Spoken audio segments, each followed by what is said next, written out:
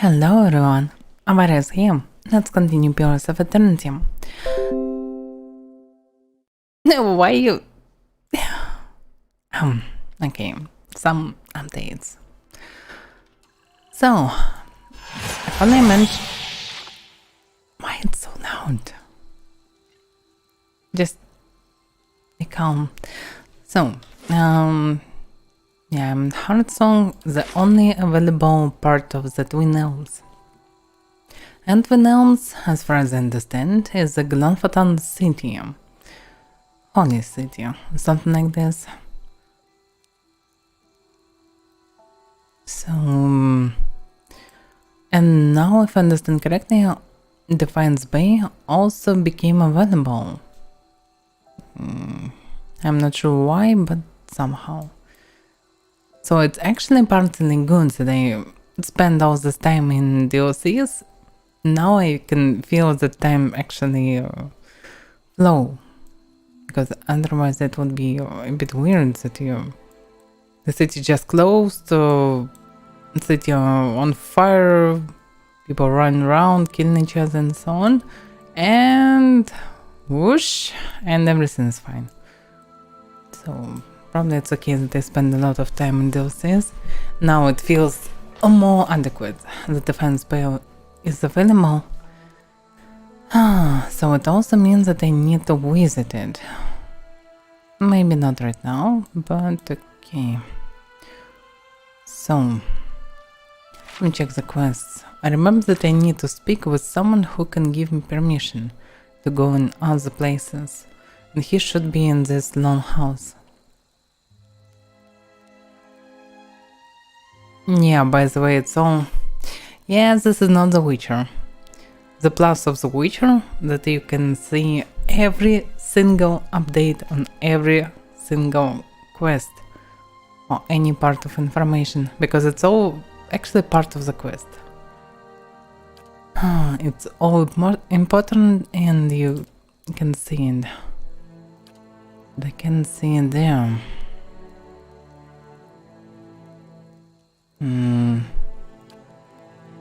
Actually never looked at this.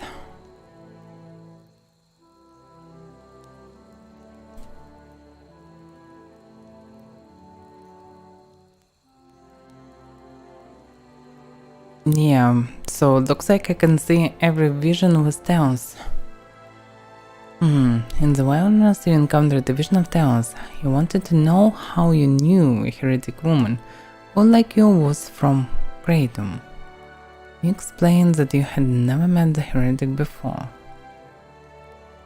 Yeah, not very useful information.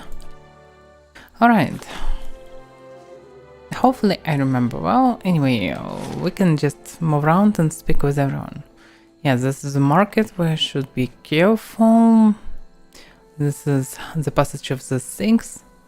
And only one person there can help me to go in other parts of the city. So still supplying whatever it is. Oh, it's on district. It's on district. Elms Ridge district. So 3 ways to districts. Okay. So I need to go to the passage of the Six, then I can go to the market. Just because. Why not? Maybe I can buy something. This is where the famous hunters of Air Glanfoth dwell? It did happen. The warriors saw the strange man break into Aaron. How could the Estremor intruders sneak over the grounds of Elms Ridge? So they got some intruder. Interesting. Wolf Companion. Wait a second. Wolf Companion. Literally. I can speak with him. Hunter. May Starlight guide you, foreigner. Oh, another wolf companion. So it's pretty common. Stag companion. Oh, because they're hunters. Yeah, okay. So this hunter just patron and his wolf just stand there. So, warriors, okay, probably can enter freemium.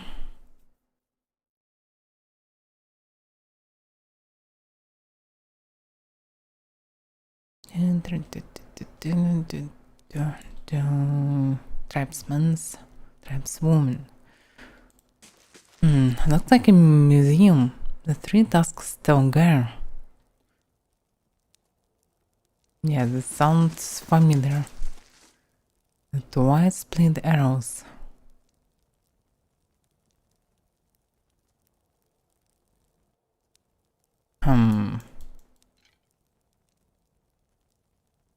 Maybe this is holy relics of sorts, or just symbols of clans.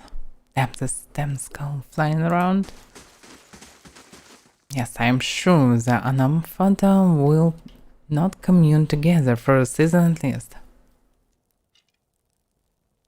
Okay, nothing special. The Fisher Crane, the Stone Bramble, the Guided Compass, the Keepers of the Stone. So yeah, like holy relics, so something that can represent the clans of Glanfatans. Wait. I don't know if I should go through with this. Make the trade deal with the Anamenfath. If a Valian deal with the Glanfathans weakens the Deerwood, it could mean war for the Republics in the future. Yeah, this is bad actually.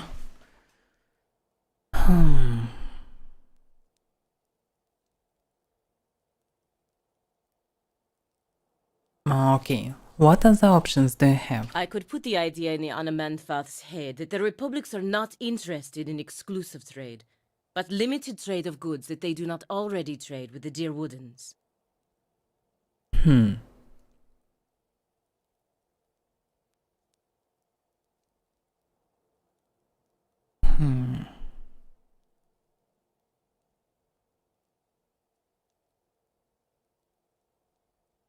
Okay, so it will be still exclusive trade, but okay, not exclusive trade, but exclusive goods. No, why not?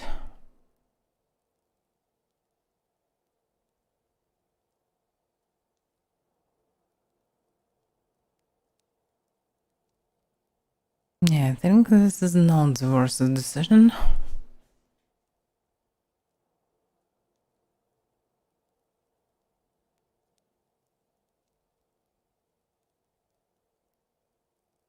Yeah, Dukes probably can become a bit angry after this, but still it's not that terrible.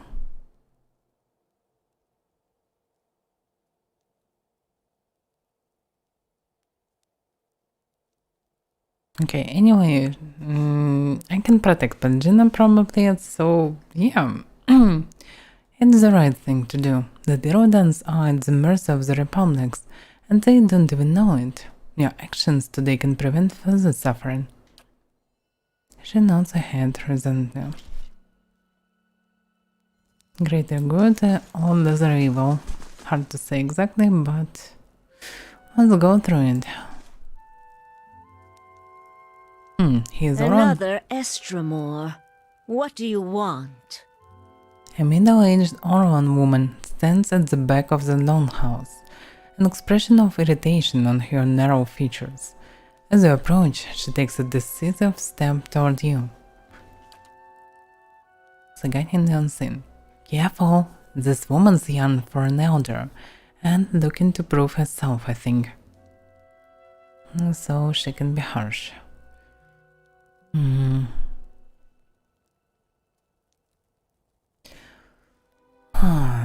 Yeah, I actually need both, but okay, I want to visit the other districts of Twin Elms. There are reasons we don't let you Estramoran roam our sacred city. Reasons I am coming to understand. Has something happened recently? More than I care to think about. Looters have grown bolder at the sites of the builders.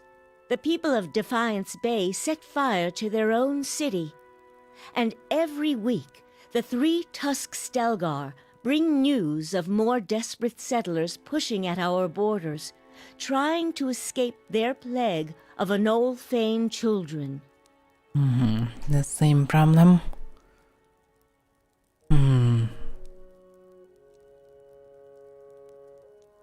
Okay, looters are not exactly my problem. I couldn't also do anything about Defense Bay. I already did everything I could. But the 3 tasks Stelgar means that someone actually activated machines nearby there. So probably I need to go in this direction. Suddenly you feel the presence of someone else in the hall. The unmanfad continues to glare at you, but something has stepped out of your skin. It reaches out to you. Permitting more strangers the freedom of the city is out of the question right now. Go and be thankful that Anamfath Shimak doesn't sit in the passage of the Six today. He would not be so kind as I. That was weird.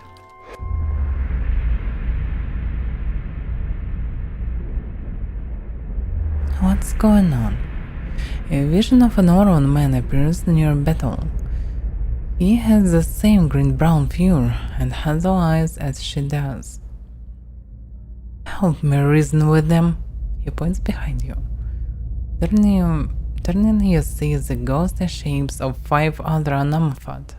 What the names? Another Oron with tawny fur and a scarred face.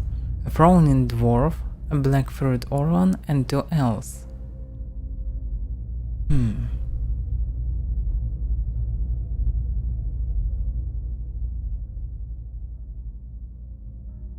You're angry about something. I hear it in your voice. What is it? How the outrage is a lizard for you not enough. Trouble brews, and none of it is my choosing.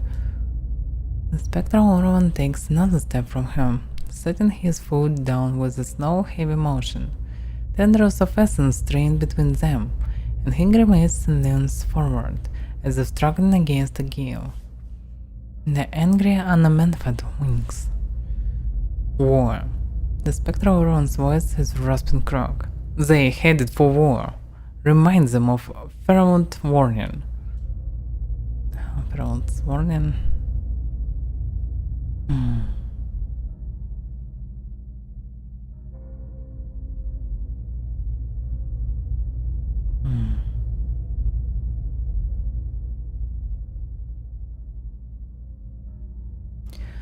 Does Feral's warning means anything to you? Feral's soul image gasps. Down's threads of essence tug at him, drawing him back into the Anamenfad. He looks up at you again. I tried to tell them. The builder's souls have touched even the Estremorn. You'd better explain yourself.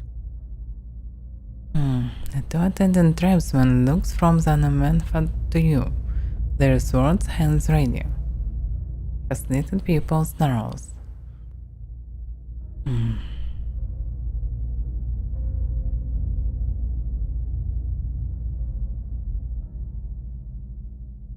Should I do it? Looks like no matter what I choose previously. Interesting.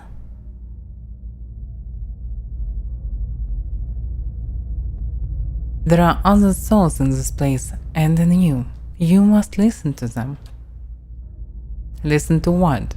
Right now my ears hear only your nonsense.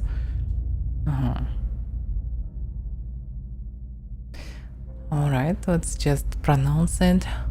The builder's souls have touched even the Estremorn. There's no way you could have known this saying. Not unless you are a Galuth on Anams, a watcher of souls.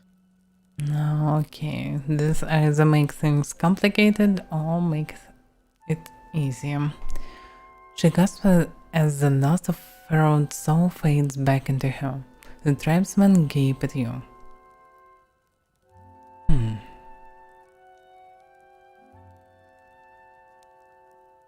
Alright, yes, I am a watcher. She nods. That's explain much. Feralt's warning came before the Broken Stone War. Feralt, my ancestor on my mother's side, was Anamfoth of our tribe then. When the Estramoric farmers defiled the builders' monuments, Feralt urged the other Anamfotha to patience. But louder, angrier voices prevailed. She folds her gloved hands in front of her and gazes down at them. Feralt believed that the invaders could be taught to respect the builders as we do. He also believed the builders' souls had spread to all peoples, and that we should avoid needless conflict with others. More practically, he worried that a violent response would only spur further bloodshed across the generations, and you can see where we are today.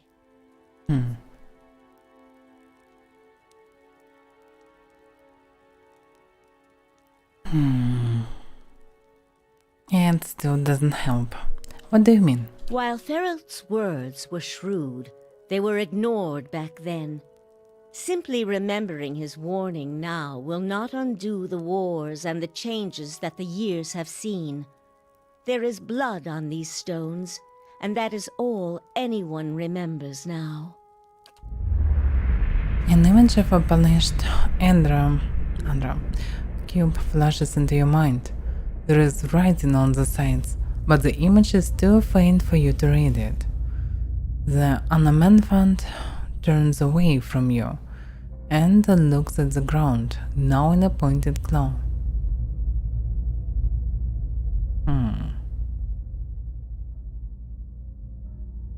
Interesting.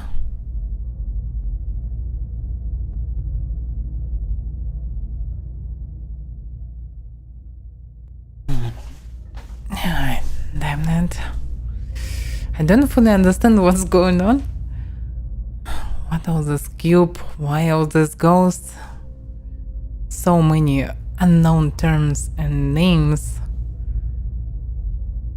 I have no idea what's going on. Alright, at least I can rely on my logic. You can't change the past, but your choices now still matter. She looks at you sadly. Yes, that is the problem. Another Estramor came through here a few days ago and, well, letting him through was a mistake. One I am eager not to repeat. The Guided Compass tribe has a reputation for being too soft with Estramoran. One that will not be improved by my failure to stop this man who has desecrated our most sacred sites. Yeah, that's the problem, because only I probably can stop them because they're doing nothing. But I am another, how they call him? Estramor.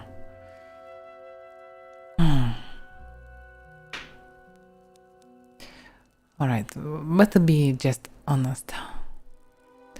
That sounds like the man I came here to stop. I won't repeat a mistake in my haste to correct it. We bar twin elms from Estramoran to protect the ancient places that the builders left behind. The builders left this heritage to us to defend, but they alone had access to it. On this much, at least the 6 tribes agree. Damn, she's stubborn.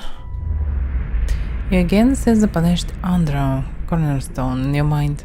This time the image is clearer. Each face of the stone is inscribed with a phrase you know by heart. You feel your lips from words. A gift from the builders of civilization to the guardians of their legacy. May the guardians watch the door while the builders keep the key. These were the words given to the keepers of the stone. Beto stares back at you, her tiny pointed teeth visible through her gaping mouth.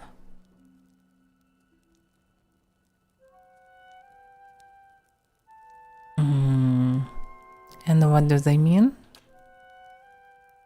Her eyes are carefree. They mean that Pharaoh's words may indeed be true. Very well. The city is yours to explore. Tell the guard at the gate that you come to see the cornerstone with the blessing of the guided compass. If the gods have truly returned one of the builders to us, find the Delimgon of Ter Evron in Elm's Reach. If the gods have sent you here with a purpose, the Delimgon will know. So my knowledge about Ingridon saves me. Alright. In the meantime, I shall be here to assist you. Nice.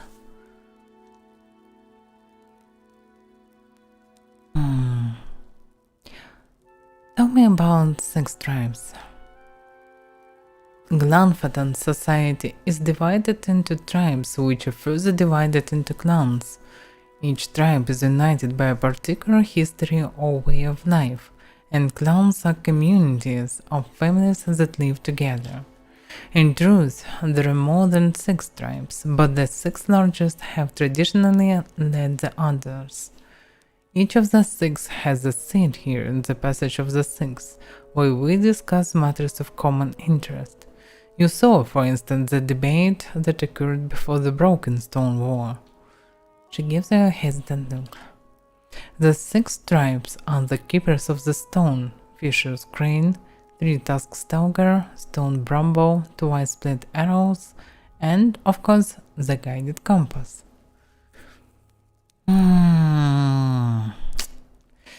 Yeah, there is no way I can remember everyone. But okay, maybe I will remember something at least. Okay. Stone Dudes.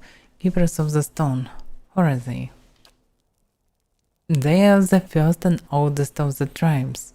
When they first sailed to Air Glanford, they met the builders, who gave them the cornerstone. One and those words you quoted as a token of friendship. Oh, interesting. Many of the tribes, even among the 6, look to the keepers for guidance and leadership. Their long history grants them a place of honor in our society, though it has also made them more conservative, in my observation. So they are sort of elders. And they are the oldest, and probably the main tribe. Okay, what about Fisher Crane? A mostly Oron tribe from the Thainbog. Most of the sites they guard are half buried in the wetlands, and even the other tribes couldn't tell you where they are. She crosses her arms. They are not the most renowned of the tribes, but they are the cleverest and subtlest. Say what you will about the berserkers of 3-Tusked Stalker, I'd rather face them than a Fisher Crane Amber Squad any day. They are named after a long-necked bird that lived in the bog. It can stand motionless for hours, waiting for a mock frog or a spotted salamander, but when it strikes, it's faster than anything. Okay, let's go some stealth idiots. Stealth swamp horns. Smarty. Okay, what do you know about 3-Tusked Stalker, except of berserkers? She laughs and shakes her head. Same as everybody. They are fearless maniacs, and they want everyone to know it. They are considered a wild bunch, even among Glanfadans.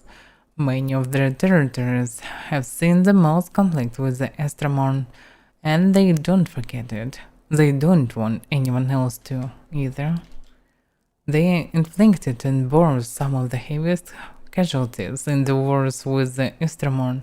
In fact, there was a rift within 3-Tusked Stalker after the War of Black Trees. Dozens of clans broke away from the ravaged lands and retreated further into the Deerwood, joining whichever tribes would take them. Broken tusks, some call them. The majority of the tribe dug into the half-burned forest to hold the line, and many respect them for it. She frowns uneasily. They've more than earned their place among the things, but they advocate more conflict than is wise, and too many others are quick to idolize them for their valor in battle. Okay. Berserkers. By the way, not the stone tribe. Next one. Okay, 3 tasks. Berserkers, Fisher Crane and Swamp Orons. Keepers of the Stone are First Ones and Elders. Fourth. Tell me about Stone Bramble. Mostly dwarves out of the White Marsh. They are one of the younger tribes, formed over the years by trade routes between the wilds and the mountains. They see themselves as a genuinely Glenfatton, though, and who can argue with them? Only Fisher Crane defends sites in such inhospitable territory. Personally, though, I'd say it's gone to their heads. They like to think the rest of us have it easy in the lowlands, forgetting that the wars with the Estermorn never reached their mountains. Still, they came to our aid during boss. They are named for a tough, thorny little plant that grows up in the mountains. It suits them. Okay. Northern Dwarfs. The Stone Bramble. I'm not familiar with the twice Splitterals. Not many are. They're traditionally outcasts and exiled from other tribes. Probably the least respected tribe of them all. But our ancestors believed they should have a voice, and so they've got a seat among the 6. Most of the other tribes see them as scavengers and bottom feeders, but don't say that to a twice split arrow. They think themselves survivors, and they are as proud of their tribe as anyone else. She shrugs. They'll accept anyone, and I suppose there is virtue in that. You never know what you're getting with them though. Some clans will rope you blind, and others slaughter a lamb for the honor of your visit. Alright. And the guided compass is your tribe, right? Indeed. We are one of the younger tribes, and not one of the most prestigious. We've tried to keep the peace with the Estremon, which has earned us the reputation of appeasers among some of our hardline brethren in Three-Tusk Stalker and the Keepers of the Stone. We value our heritage as Glenfattons, but we recognize that the Estremon are here to stay. The way we see it, we can better follow our mandate to protect the places of the builders by making peace with our neighbors. So they are most friendly tribe really. And the youngest one. Alright, I'd like to ask about another matter. One of my companions, a representative of the Villain Republics, wishes to discuss a trade issue with you. The Oran turns her gaze toward Palgina. Yes, the violent godlike, blessed of her name. Palgina bristles and quickly spits out a response. So they say. The Anamenfan's face shows no outward emotion, but her voice betrays annoyance at Palgina's interruption. And dependent of the Duke's spell. I understand you were to be sent here with trade assurance from your masters. Reverend Anamenfad, it is true that I was chosen to convey these assurances, but understand that I was fashioned more for war than etiquette. The Oron smirks slightly. In these dangerous times, perhaps it is better to send warriors to the diplomat's mark. Anjana musters a weak smile. Indeed, Anna Manfred, regarding their exclusive trade agreement, he was quivered slightly and her golden eyes darted in your direction.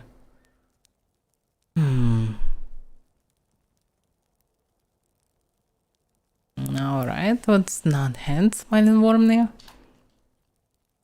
Paulina stills herself. The Republics feel it would be in the best long-term interests of all parties if you maintained your traditional goods trades with the Deerwood. The Anamanfan's long-eared reach forward. A strange turn. What do the Republics want then? Paulina speaks quickly but confidently. The Ondratara Perils. Trade will be picking up quickly on them in the Eastern Reach. You will buy them exclusively from us for the next 5 years. In exchange, we will be your exclusive market for Adraman and Carol Golan for the same period. The Namen Fund considers Pangina's words for several known moments. An interesting proposition, Valian. We will send emissaries south to discuss the details at greater length. Your appearance here speaks well of your Duke's intentions. Gina bows deeply. Reverend Anna Manfred. That's it. My position in the Brotherhood gone. I can't believe I just made up new trade terms to the Glanfath and Anamenfath. Postinago. I'm not sure what is Postanaga, but she's probably not happy.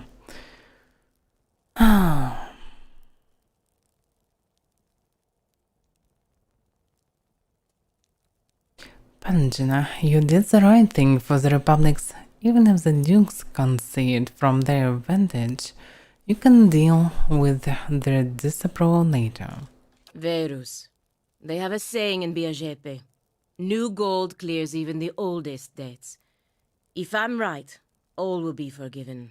If not, there's nothing I can do about it now. So, if the problem isn't gold, I can actually pay any price. Probably. I have a lot of gold. And probably can bring even more.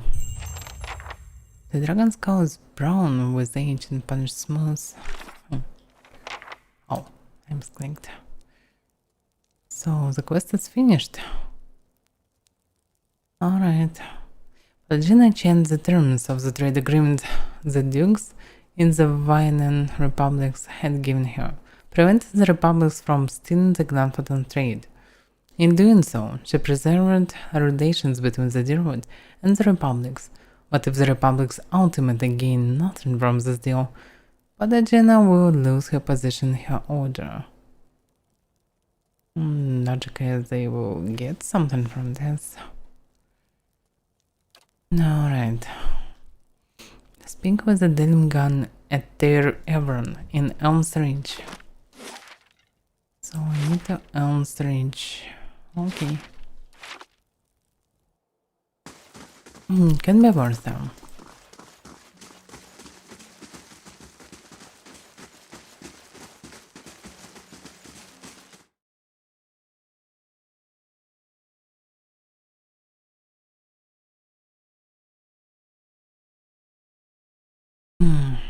Definitely don't really like Glanfadans, but not because they Glanfadans, but because they speak so weird and has so many different words and terms. So it's actually sometimes hard to understand them and hard to speak with them, hard to deal with them, so better not to deal with them. Her son market. Also must be in or something.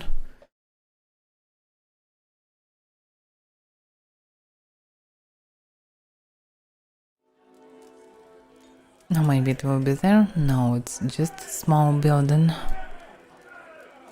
Okay, I can see cats. Why are they coming for me? Cats, chalons, and merchants. Zero-done traders, tribesmen, defense baycomer. Okay, let's speak. Estramore? This tall woman is clad in furred hides. She settles a sharp, dark-eyed gaze on you. I hold here the best hides in Air Glenford. Hides so thick the stalker cannot claw through. Boots so supple they will smother the sound of your steps. And what's your trade? I bear it on my skin. I sell hides from every one of Galloway's beasts. Estramorn come from every village to see them, and Nolan's from greater hunters. Every hide bears the tale of a great hunt, and our traders bear them in turn to every corner of our lands. Doesn't sound like something useful, but okay. May I see your wares? And here, look upon the bounty our hunters have provided us.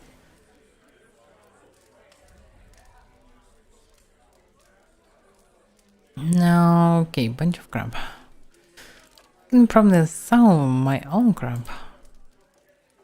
Why not?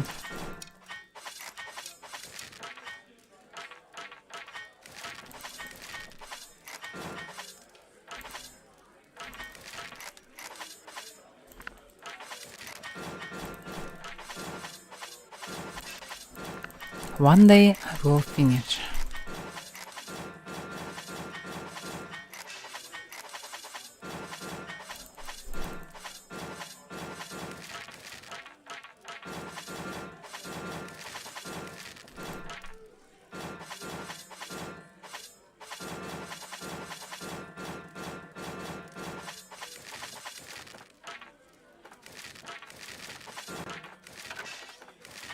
One day, but not today. So many items.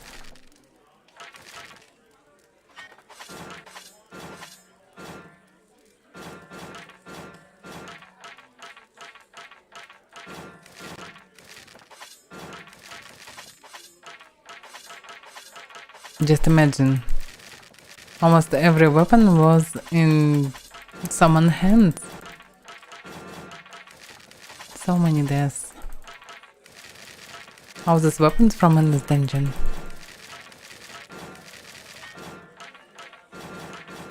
So many dead Zaurips.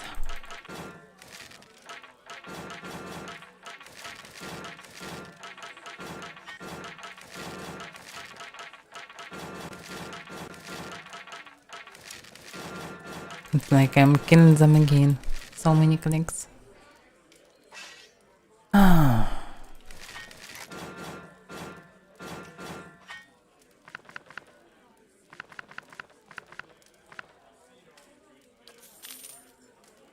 $50,000, not bad.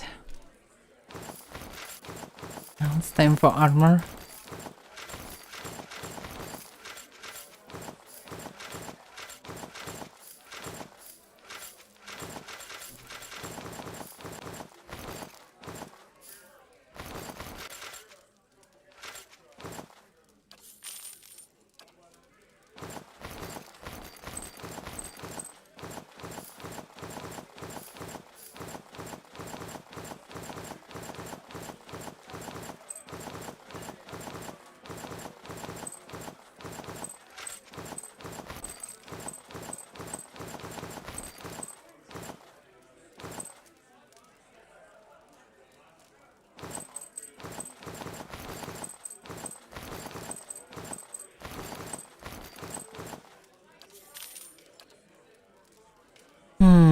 Do we need traps? Traps are useless actually.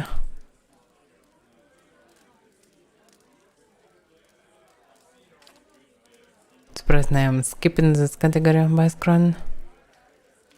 There's an amplifier on 100% counter. Kevin creates this strange device to detect souls that went in Dragon's battery.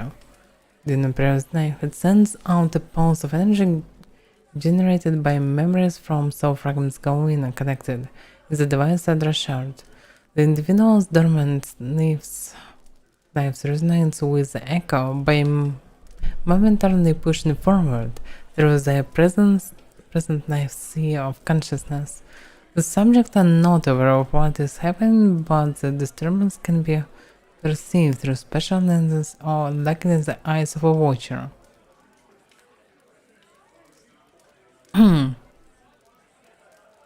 How it work? But actually it does. Hard to say. Probably now already uses summon swamp lurker. Range 6 meter, there's 35. So for one use.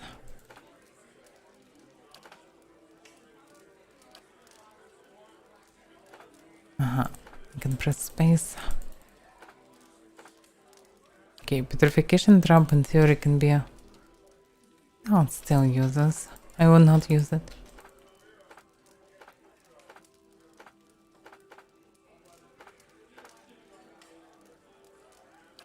Potions.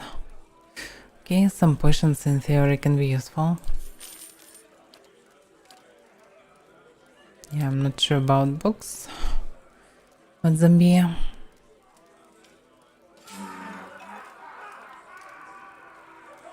Southern.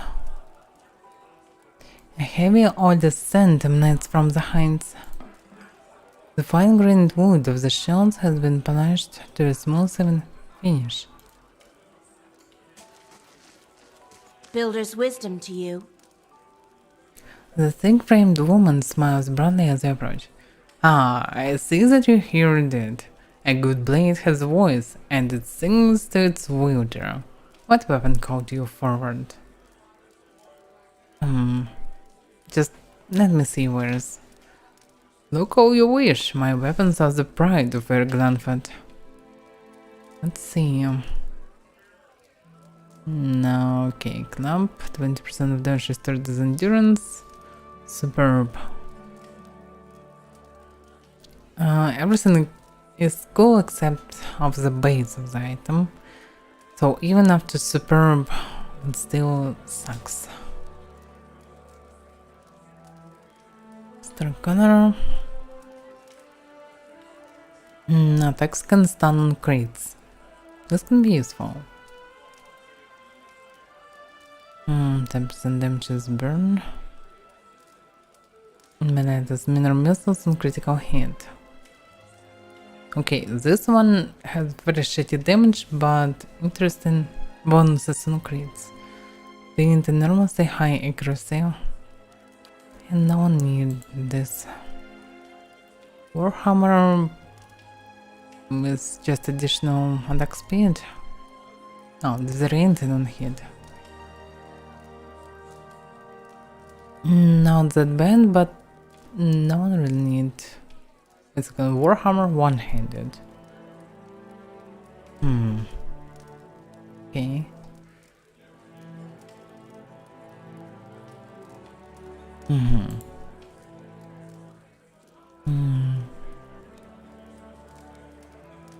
Nothing special. Last middle mail. Just weak regeneration.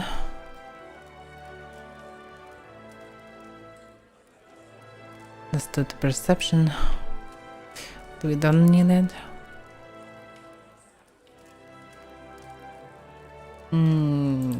Okay. That's it. So nothing special. I'm curious about this armor. It's a warhammer as well, but two-handed. So there are two types of warhammers, one-handed and two-handed. Interesting.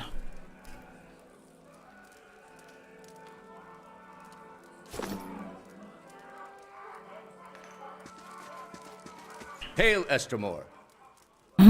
Some food for your travels? I hold here many delicious cheeses and fresh fruit. Maybe I can buy some some cheap stuff. Okay, let me see what you have. You will not regret it, but please don't taste it. Oh yeah, I will not grab nearest fish.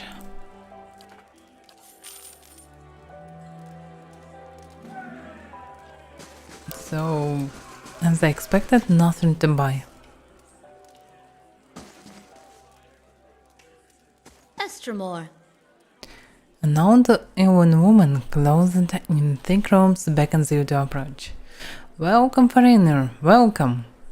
Her arms, splotched by green and blue stains, wiggle out of her hanging sleeves like caterpillars out of ripe fruits. I've got what you seek, always. Come see. Between bows and smiles, she points to a little girl beside the herbalist store. We're here to help you, foreigner. Yes, we are. The Fisher Crane tribe serves your people. So... Okay. I thought they were Orlon tribe. Alright, let's see what you got for sale. Potions and tinctures. Yeah, I can buy some good potions. Recovery, endurance. Regeneration. Damage reduction.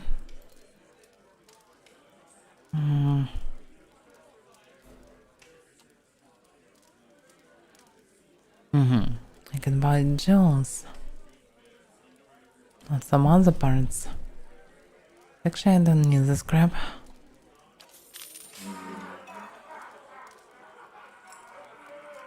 Many blessings, traveler. And the last one. You have the look of a hunter, Tremor. Darren's weapons may protect the woman who seeks out misfortune, but my supplies will help you to survive out in the wilds. May I see your wares? Ren nods, gesturing to his goons with a sweep of his arm. I'm not sure how it's connected to hunter's weapons, but okay, it's superb. Store moderate endurance, 1 per rest. That's the only bonus of this? Really?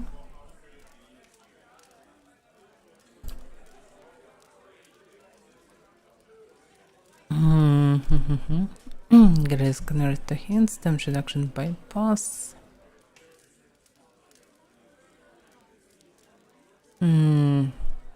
Still no one needed. The same.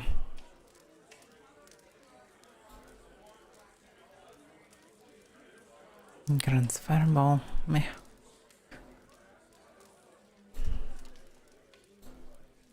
Just to the intact. Unusable by Paladin. Dragon egg.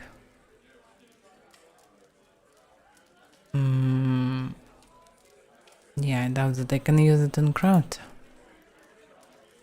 Summon 2 Widowmaker. Oh no, Widowmaker and 2 Widowmaker Spiderlings. I'm not sure how powerful they are, but I can try.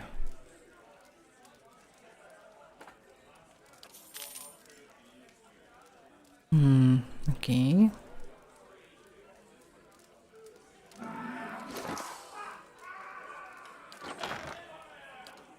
I also have something like this in inventory. What in this? Tiny animat.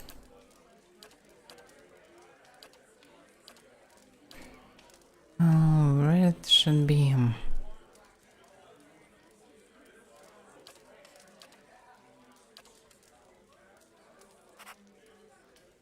It's the same. Someone can use it.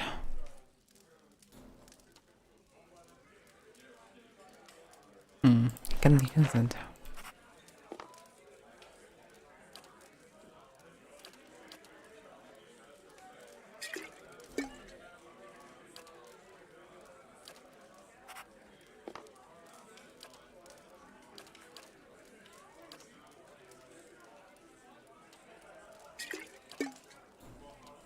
I'm not sure that I need Scroll of Revival. Yeah, she can use it. Oh, or it doesn't work like this. Okay.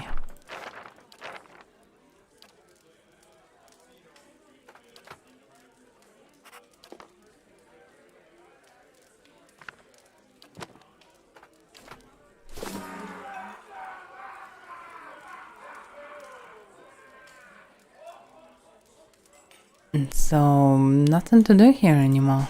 I think I already spoke with everyone.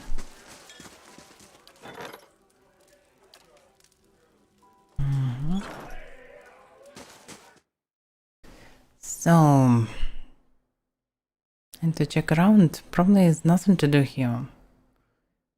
Logically, someone should be the inn or town or something. Maybe it can be even in this place, but...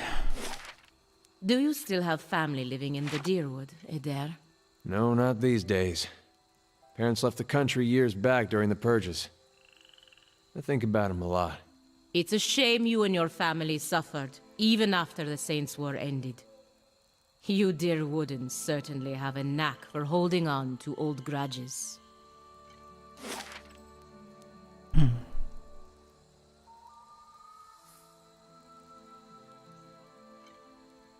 Builder's house.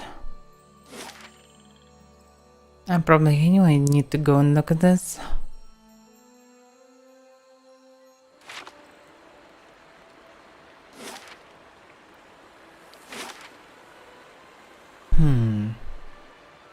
If this is not need to Time's range, where does it lead?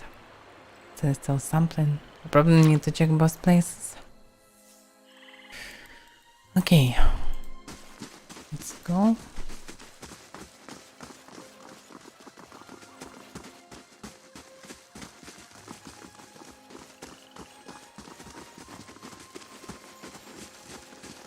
Huh? The Pinistar channel creeps around the days. No, right?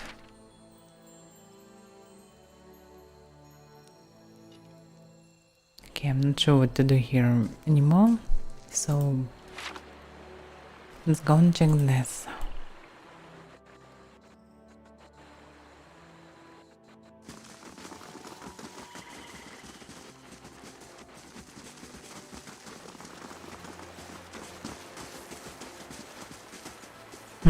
Ogre? Really? Is this still something? So I can go... where?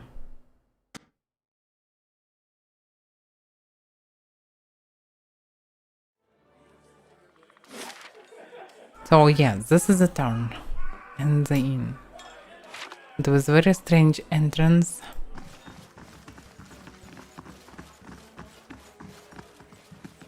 The unusual stone pulses with worms. Interesting. It's like red odra.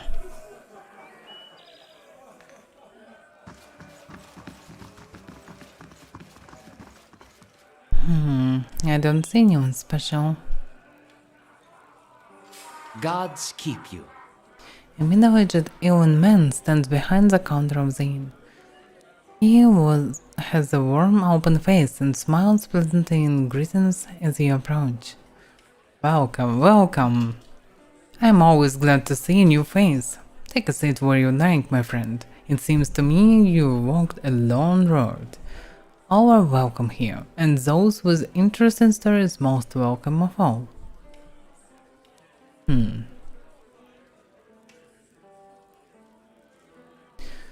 Who are you?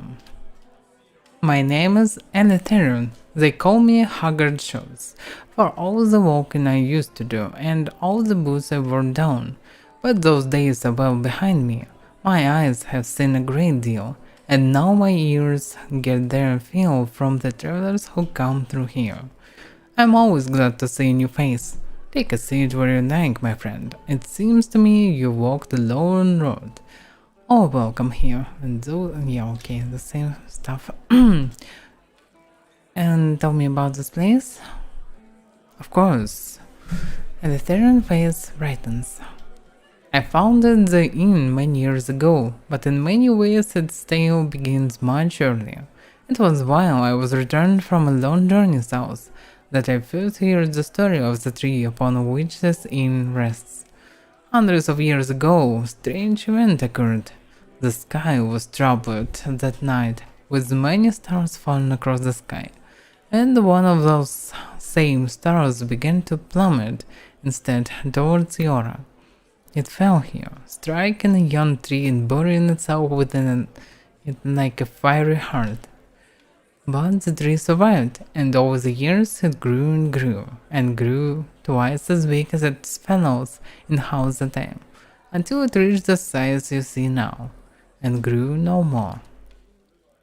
Hearing the tale, I knew I must find the truth, and you see it there. He gestures towards the large stone at the center of the room. Around the tree's heart, I built this inn to welcome all travelers who might look upon it. I'm always glad to see a new face. Yeah, blah blah blah. Alright, can I see what you have for sale? Of course, we offer meals and some supplies. Have a look. Oh yeah. Spirit Sparrow. 5% melee damage, grants Whisper of Treason. No, I don't really need this. And probably I don't even need supplies, because I already buy them.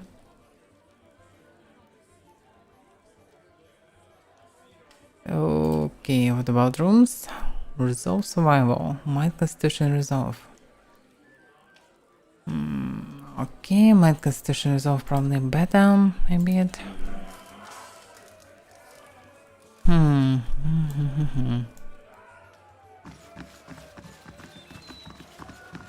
Have a moment? I would like a word with you. Gods keep you.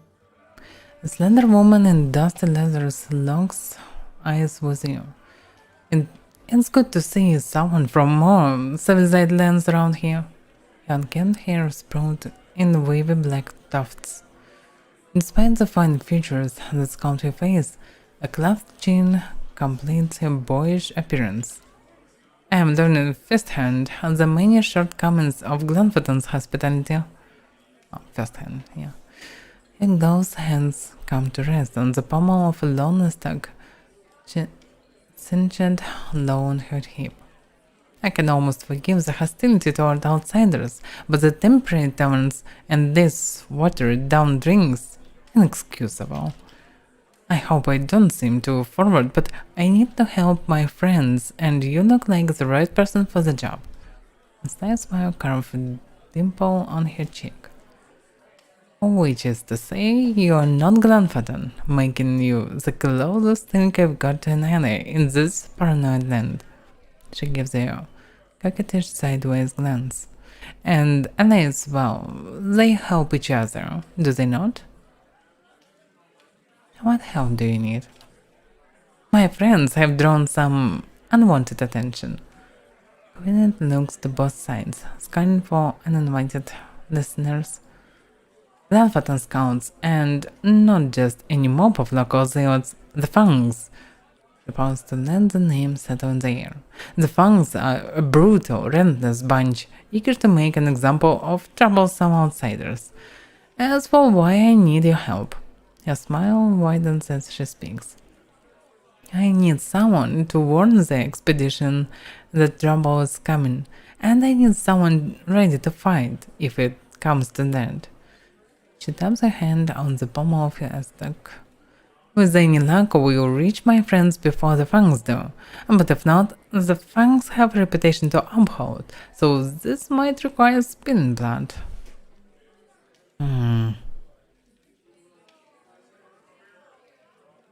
But why aren't you with the rest of your friends? Why not warn them yourself? Her posture stiffens at the question. It was my turn to handle a patrol. I spotted the Fangs on my trek back to camp. I knew that rejoining the main group would risk leading the enemy right back to the expedition. I know the woods and I know how to stay quiet. But I didn't want to stake my friends' lives on my ability to sneak past experienced hunters like the Fangs. If they noticed me warning my friends, we'd have been overrun. Gwyneth tilts her hand to the side and points to you with a grin. What if they notice me and some reinforcement, like say you? Well, at least then we can scare them off or put up a good fight. But what did your friends do to draw the attention of the fangs? Just setting foot in Air Glenford is a good way to offend the tribes. I don't know how they picked up our trail. I suspect of our newer scouts didn't cover his tracks well enough. When I spotted the fangs, they were retracing a path the expedition had taken days before. Tell me more about the expedition. I like to think we're on a mission of reclamation, with a dark shrewd smile. It is said that our armies left behind many valuables in their hasty retreat from Air Glenford at the end of the War of Black Trees. So the way I see it, we're simply gathering up what our ancestors left behind. I doubt the Glenfordans agree with me on this. She answers with a dimpled grin. Okay. So they actually gathering artifacts of sorts. Actually just murdering.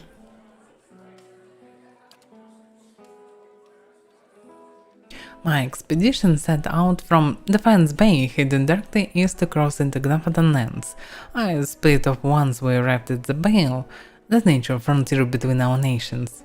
The plan was for me to keep my eyes on the Glenfordons while the main group scoured the target area. For days we eluded them. She walks her fingers over the back of her leather gloves, leaving a trail on its dusty surface. But the files got wise to our presence. Actually, your friends are trespassing. By local customs, they're criminals. Quinnet frowns and blinks at you several times. You forgive me if I am not sympathetic with face painters and their barbaric laws. I am not pretending that what we are doing is noble.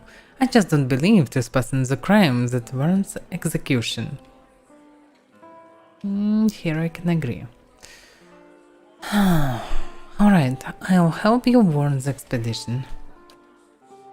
Quinnet smiles with an overt display of dimples. Excellent, I knew I could count on you. She leans in and whispers, assuming the fangs didn't already get them, my friends should now be at or around the Pilgrim's Trail in the Northworld. The plan was to camp along a trail leading to a temple of Hinea. Yeah, they probably lead it to temple actually. They're all weird. Damn, she's definitely not telling me everything. Find my comrades, warn them the fangs are coming, and help them clear out of the forest. I'll head out first on my own to see if I can't lead the fangs astray and buy us some time. She pulls her stick a few inches out of its stomach and cracks a smile. If the gods smile on us, we won't have to draw steel. Should it come to that, I am glad you're on our side. Yeah, what a shame.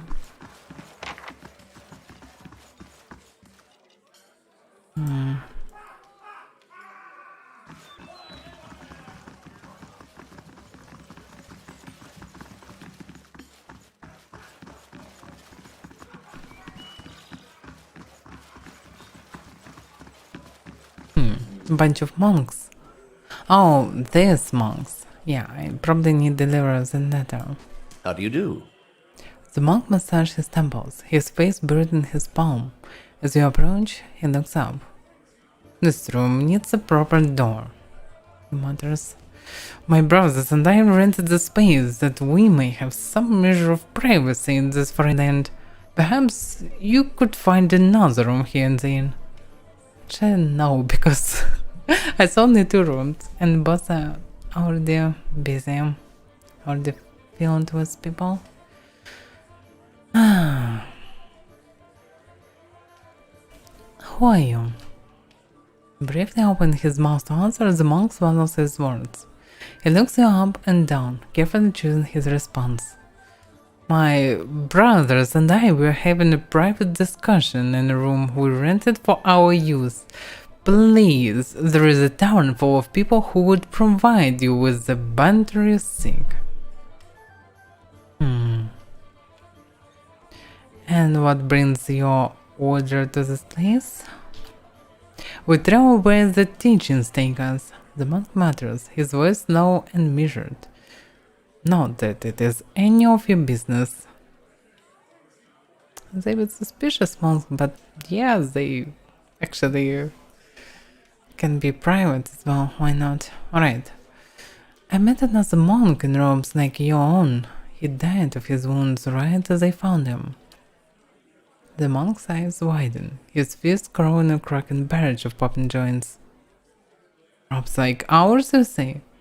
Was he carrying anything? Did he tell you anything? Hand you anything? Please, we've been waiting for another of our order to meet us here, and if you found him... All eyes fall to the floor, as the monks begin to whisper chants, in unison to their fun friend.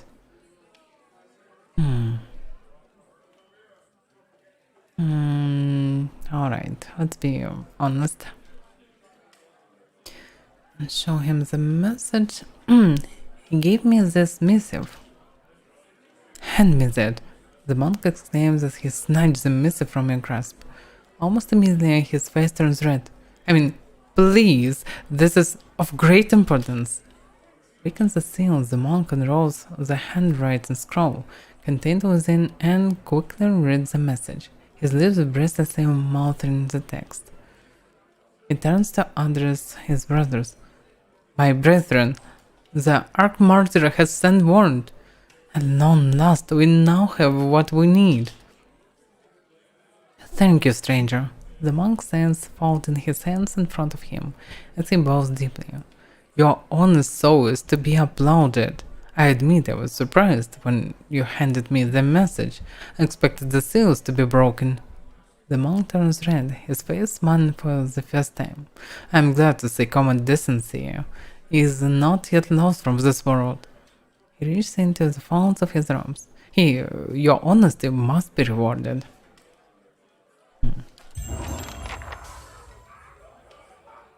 So, I have a broadside to inventory. Small shield, one-handed. Rigid grazes reflection back at attackers. Pretty weak property. Not the completely useless, but still very weak. That's why I can carry it. Surprisingly. They cannot see it anyway.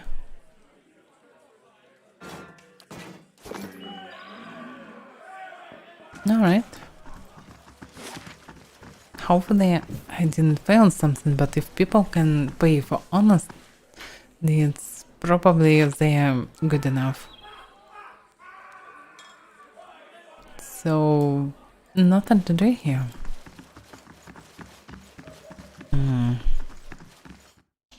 I should warn people, but I'm not sure where they are exactly.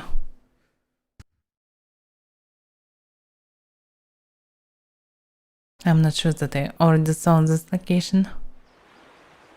Let me check.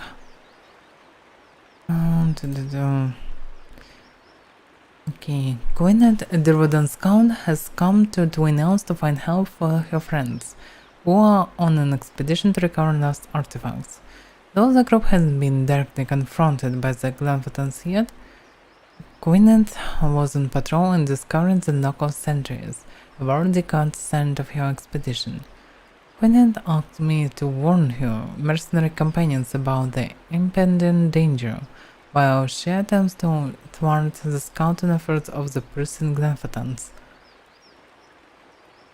Okay, so... now where should I go? According to the Rodan Scout, Lea's Temple. Northfield.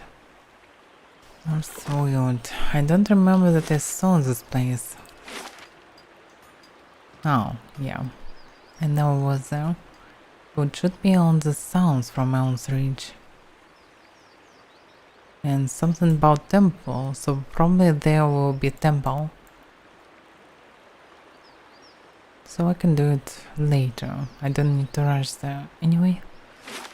Okay, let's go to Elm's Reach. Probably after Elm's Reach I will need to go into other districts.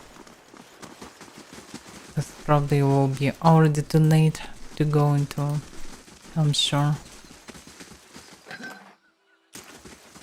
And if I understand correctly, I'm sure it should be location with this ancestor of our hunters. The garden places is pair between you and the path that leads beyond the gates. Still, with Tremor, the rest of the city is forbidden except by order of one of the Anamfata. Trespassing between elms is punished by death. Punishable. I come to see the cornerstone with the blessing of the guided compass. The guard scowls and looks at his companion, who nods back. He turns to you again, his knuckles whitening around the shaft of his spear. Always too cozy with the Estremorn. Go then, and mind your step around the sacred stones.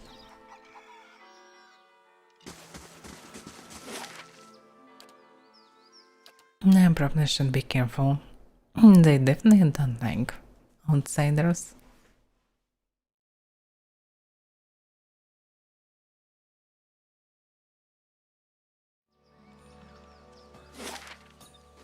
What a place. Golden Grove, Glavadon Homes, Wolf Warriors, Blood Sands. Terevron. This looks like Engwitten Tower. Probably should go there.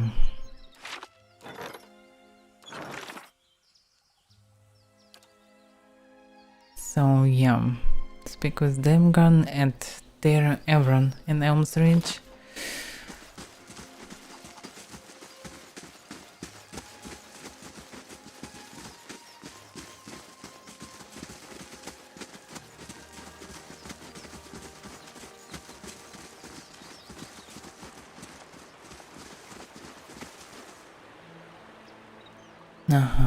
Another vision. You have stayed true to our cause, Inquisitor, when so many others have not. For every heretic we confess, for every betrayer that burns on our pyres, new sheep continue to flock to Avaira ex Incios. But not you. I underestimated you in the beginning, but no longer. You honor me, Grand Inquisitor. So he is Grand Inquisitor in the past? It is not for honor that I summoned you today, but for duty. Too many of our own have confessed upon the wheel and the rack and the flame. Too many of our faithful have had their minds poisoned by the Kratom witch. The tide is against us now. We have but one option. Iavara's following must see her exposed for what she is. She must confess her heresy before my court. How would we reach her? Not in Kratom, surely. Their lord has embraced her heathen faith and protects her with his army.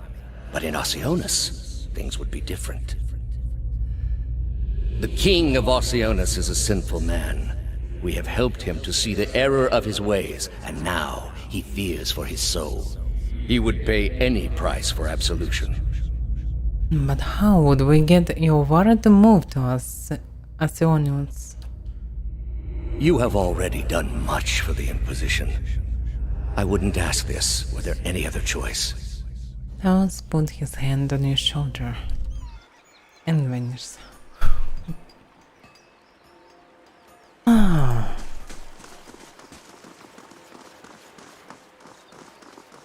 So they were inquisitors of some kind. Dreads?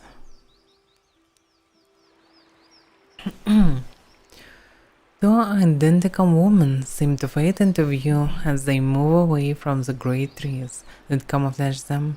Their skin is tree bark, rigid and skinny, wreathed in a curling tangle of roots, buds, and blooms. Their hair hangs beneath the shade of serrated leaves, like the drooping branches of the elms above, and the pupils of their eyes are encircled by hundreds of even thousands of concentric rings, as if to mark the accumulated wisdom of millennia. Turn around, flesh creature. Outsiders are not permitted to approach the elms. Yeah, but how previous entered, I wonder.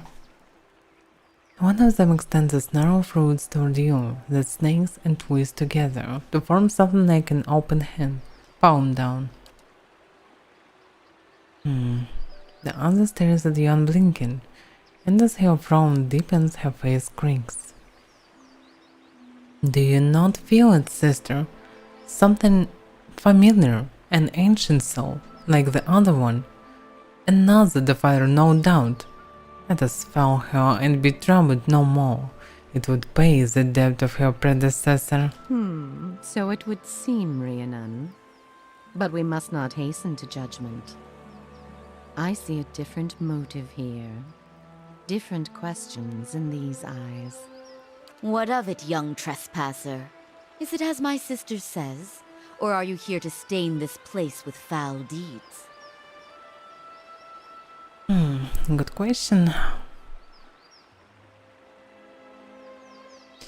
As like a man who came through here, it sounds as though you have already met him. There, by her own admission, Sina. Really, sister? And you wonder why your leaves begin to fall out before midsummer. Clearly that man did not want to be followed. Whatever the relationship here, I suspect it is anything but cordial. And opened her mouth to respond, but all that escaped her knotted lips is an exasperated, rustling sigh. Sina turns back to face you. The answer is yes, old one. We crossed paths with Theos not long ago, and we can tell you where he went. But I find it curious that anyone would seek him out. Suspicious, even. If we are to help you find him, we would know why.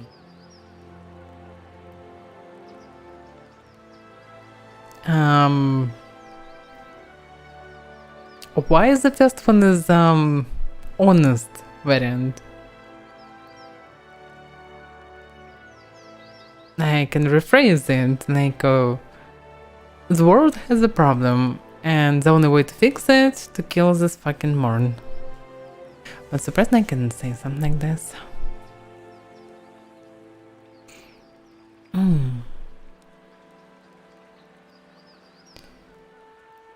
Yeah.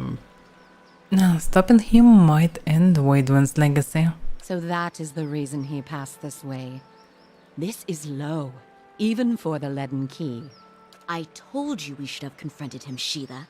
He has always been a poison. It would have been the last thing we ever did, sister. Who can be said to have ever gotten the better of Theos? So they think that they have chances against me, but not against Theos. Yes, but imagine how much fun it would have been. Can't you just picture him all strung up in vines like an angry little puppet? But that's not what this is really about, is it? You are bound to that man. Sina glances over at you, and then her expression changes, as though seeing you for the first time. I see it now. You are awakened. Your soul is awake, and something once buried deep now wells to the surface. Past overwhelms present, closes in around you. Your time has nearly reached its end. I just need to get to Theos. I'm sorry to tell you this, but Theos cannot give you what you seek. Nor can any man. An awakening cannot be undone, any more than your past can be undone. I already know it. What do you mean? I thought Merlot said. His face is rigid. This is permanent? Sagani gazed across to you. I'm sorry. How did you? There must be some way. A bit chained to such a past. Your face is pale, your eyes fall hollow. A bitter and grievous thing, watcher. So this has all been for nothing, and I'm going to lose my mind. That's a shame. The soul is formless without a past to shape it. Did you truly expect to be able to wipe it away? It would be nice to wipe some past.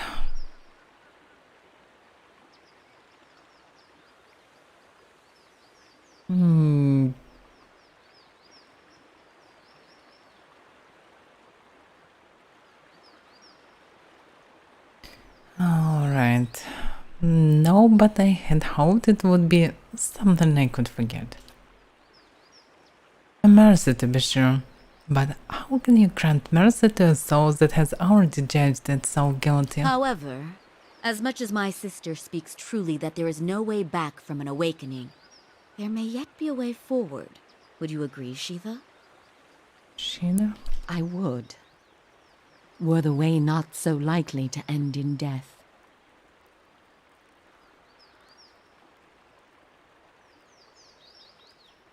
So, what is it? The man Theos you must already know by now. You are linked by a common past. Something about it lingers within you, festering, unresolved. What it is I cannot see any more than you. And without that knowledge, your doom is certain. But were you to learn the source of this discord, perhaps it could be put to rest. Though it is equally possible it will trouble you as much now as it did then, and merely speed your condition to its end. My past comes to me in pieces. How do I knock the rest? You might wait for it to come on its own, of course. But when it comes, it will replace your sanity's last breath. Such is the nature of your condition. Or you could learn it from someone who already knows. Theos. Would he remember? It is said the gods made his memory perfect, that he may never forget his charge. If he ever knew, he still does. Not that he would tell you, of course. They can read it. You have followed the right person for the wrong reason, it seems. We see it often beneath the elms, the soul dragging mind and body to unknown places for unfathomable reasons. You may have wandered into Theos's path many times, in many lifetimes, without an awakening to show you why. The only thing that's certain is you did not find what you sought. You said you know where he went. He has gone down beneath the tower to a place older than we, where the people of Engwith once walked. He makes his way to the buried city, Sun and Shadow. May he stay down there and rot with the remains of his people. He may yet. He won't be returning the way he came, that much is certain. He opened a secret path in the tower's base, and saw it destroyed behind him through some vile means. Is there another way to get to him? We know of one. On the burial isle, through the court of the penitents, Braeth Yaman. A shortcut, in fact. Don't be cruel, sister. The way my sister speaks of is not for the faint of heart. A great pit at the center of a forgotten court, where faiths were judged in place of crimes. To most, it is simply a gateway to death. With the help of the gods, it can take you where you want to go. Yeah, but why the gods should help me? Actually, what do you mean with the help of the gods? The pit is said to have been a means of judgment by the gods. Those cast into it are meant to die. It is that way you must pass to reach Sun and Shadow. The court is old. We do not know much for certain, but it would seem only the gods themselves can grant passage. Actually, I'm a priest, so I have chances. What is this court? No more than a ruin now. It is older than we, a place for the trial of heretics. We were not here to witness it, but at one time there was a group that refused to acknowledge the gods. Neither the first nor the last, of course, but these were numerous and all put on trial for it. Those who did not repent were cast into the pit and imprisoned below. The fall killed them, of course. The prison was not for people but for their souls, and their sentences were eternal. It is said that many of the condemned repented and were permitted by the gods to ascend from the pit, so long as they pledged their service to one of them. But these are old legends.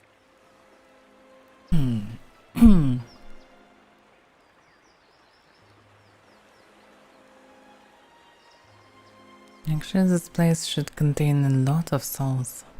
I probably can touch them. How would I ever get to the gods to help me? Behind us is Ter Evron, said to pierce the shroud itself and a place of communion with all gods. If ever there was a time for prayer, you have found it. So, the only way to get through this pit is to pray for help. Not the only way. Just the only one that doesn't end with your body impaled on jagged rocks. That's actually pretty important nuance. Is there no other way? None. How do I pray? Ter Evron is also called the Hall of Stars, and the stars show us the allegiances of the gods. When stars are in conjunction, we know the gods they represent are aligned as well. You should choose a place to pray where you'll be closest to those you want to hear you. If a god stands alone, you should pray to that god. If they band together, you should address them all. Choose your words wisely, for all gods expect proper homage, and none has patience for fools. This can be dangerous. Who would I pray to? Any god you can, I should think. I would pray first to those gods you like best. I hope for your sake, the feeling is shared. I have other questions. What do you wish to know?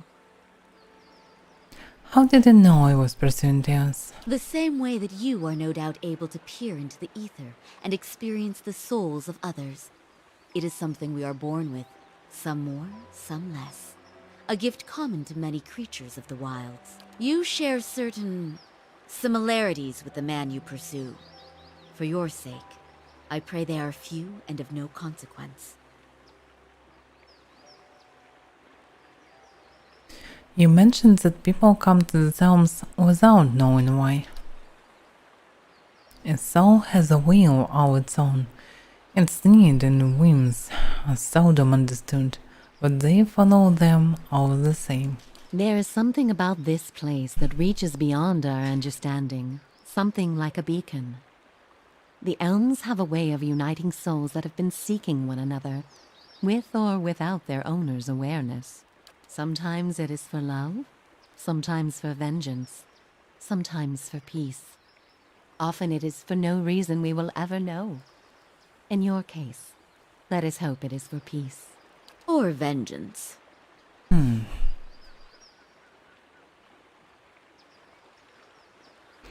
Alright, very well then. Before you go, tell me this, old one. I'm curious. If you were to subdue your enemy, what would you do with him? What would give you peace? Nice question.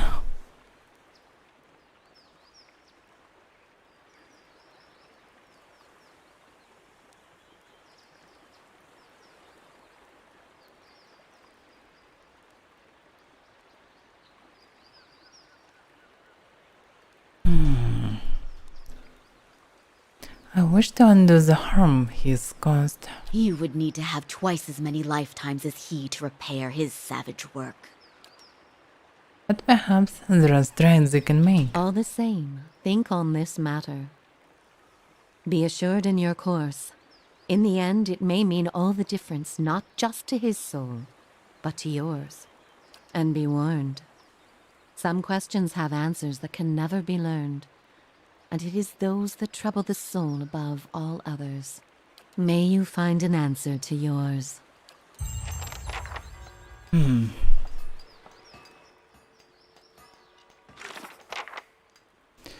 So now I have 3 quests. Okay, 2 quests. The demigod sister directed me to Ter Evron to petition the favor of the gods. She died Rihan, the demigod of Elm's Reach, told me that Theos has destroyed the road from Ter Emron to Braid Eamon. To reach him, I will have to descend through the pit in the Burial Isle. So that requires the aid of the gods, and I need to pray to the gods in Ter Emron. The demigod sister explained that no mortal can survive the descent to Braid Eamon. The gods, however, can grant me safe passage. To ask for their favor, I will need to pray to them in Ter Emron, where they are said to commune with mortals.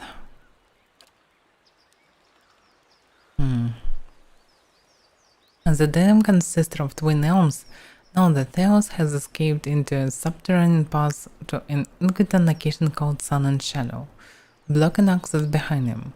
The sisters revealed to me another way to reach him, perhaps even overtake him. The Burial Isle offers a path through the ruins of an ancient and wooden prison, Braid Eamon. The road is perilous, but it may be the fastest way to Sun and Shadow, as it involves a long fall straight down. My hallucinated memories are becoming more frequent now, barely distinguishable from the waking world. I am running out of time. I need to know what Theos remembers about the past that we share, so that whatever it is that plaguing my soul can be put to rest. So I need to travel to the Burial Isle. I left from Shida and Rihan, what the names. Then the way into Sun Shadow lies in the Burial Isle district. There is an ancient cord there that can lead me to Theos. Alright. What are the locations? I wonder.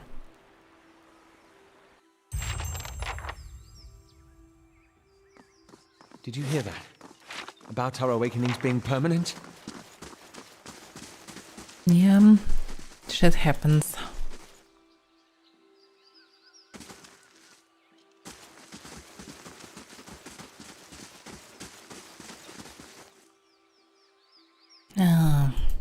Actually, not sure that I want to be involved. Oh, welcome to the Golden Grove. Who is this awaits? An elf with placid green eyes, nods and greeting. Welcome to the Golden Grove, traveler. Builder's wisdom to you. That wasn't expected. Do you seek the wisdom of our herbalists or simply to bask in Veresta's glory? What do you believe? We believe that knowledge is found in the earnest exploration of the natural world. She tilts her head. We do not, as some have said, oppose the gods. We simply believe that we have found a brighter, more peaceful path than devotion. No,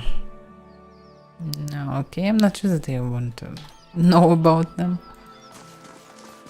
Builder's wisdom to you. The elf holds a chipped wooden pipe. The sweet smoke wafts from the bowl makes it dizzy. Welcome, Mr. Moore. I've got herbs and potions for sale. Looking for something to ease your travels? Want something to make them more interesting? When she grins, you see her teeth and gums are stained brown. White leaf. Nice way to spend an afternoon, and the following night, and most of the next day. I'd like to see what your stocks. Increase damage, max endurance. You can do the same stuff by mere buff at the beginning of the fight. Still I can buy some potions at least. Ingredients, but all useless. Tiny spawning pet. I don't need more pets.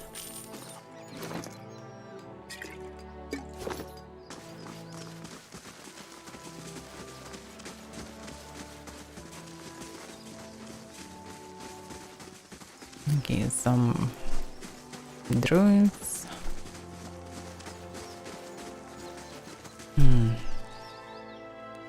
I wonder what can be in this place. There are waters. And that's when I pierce the giant stalker with my spear, right through something. Artwork, I wish I could see you do it. Me too, and maybe later you can show us how you use the big spear. Oh, okay, I get it. Oh well, yes, I can do that. Yeah, I'm not really sure that I want to speak of him, but maybe I can mock him a bit. No, not right now. As you can see, I've got important things to do at this moment. Oh yeah. So, all this huge place for nothing. Okay, let's go inside. Where there is no big spares.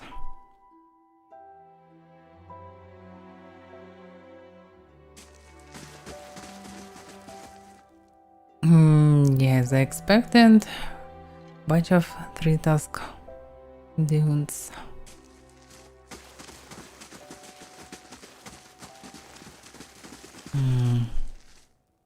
Come to trade with the 3-task stalker.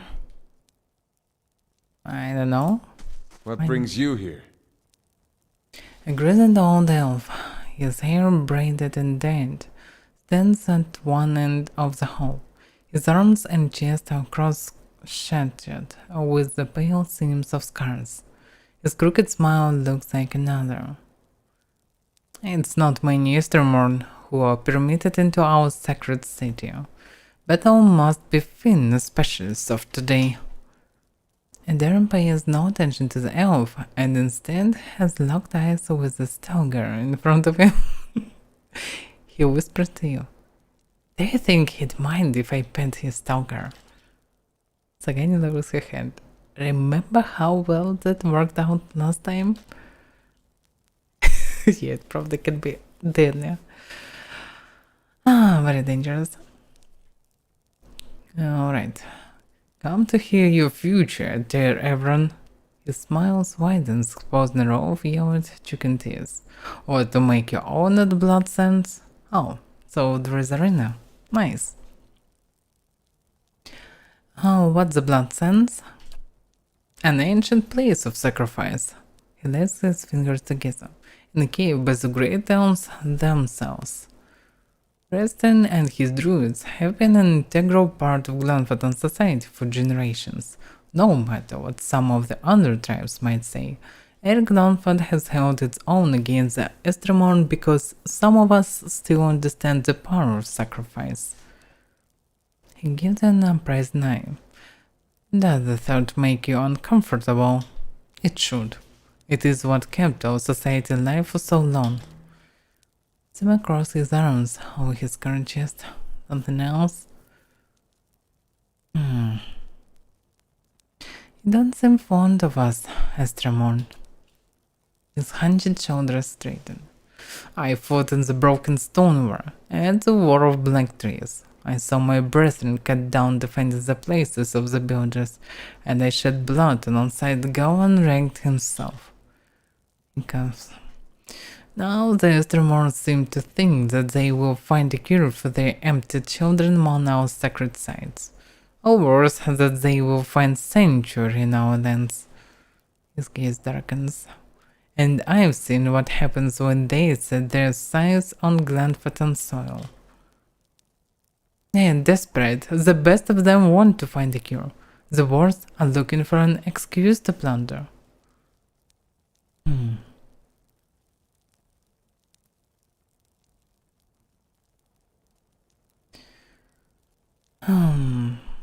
But isn't there room for your boss?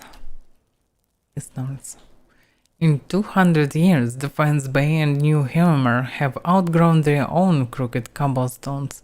They rupture and reek like bloated corpses. No, inviting them into our lands would be the end of us.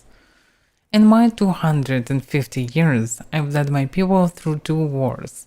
Our borders have remained intact, and largely through the reputation of 3-task stalker. His voice drops to a growl. I have served a dozen children, but none have been deemed fit to take my place. I care nothing for the legacies that upset the Estramon lords, but it is important that my successor continues this path.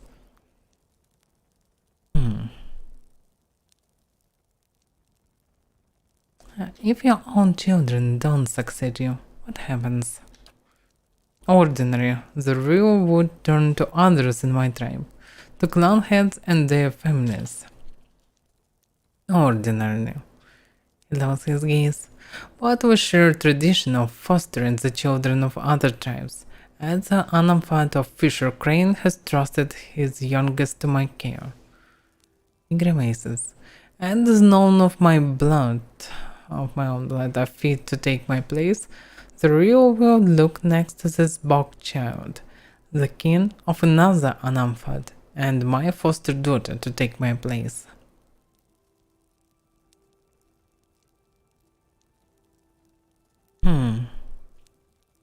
I don't see the problem. The Orwans of Fisher Crane have lived in their bog for 1,000 years. They are cunning and furtive by nature, which serves them well when they have swamplands to hide their movements. He crosses his arms. But this will not deter the Estramon on open ground. My expertise is someone in power decides he wants something that doesn't belong to him. There is no deterrent at all. He points at the warriors gathered near the fire. Our savagery has deterred the Estramon from further encroachment. They still tell of our deeds in the broken stone war. But if a child of Fisher Crane leads our tribe, we will lose their boldness, and the Estramon will lose their fear of us. The child will be influenced by the souls of her ancestors. In times of crisis, she will look to her kin and then beg for guidance. No matter what I might try to teach her, it will not be enough. He considers you. There is a way you could help. Few have the stomach for it. But I think you have the perspective to see why certain unpleasantness may be necessary.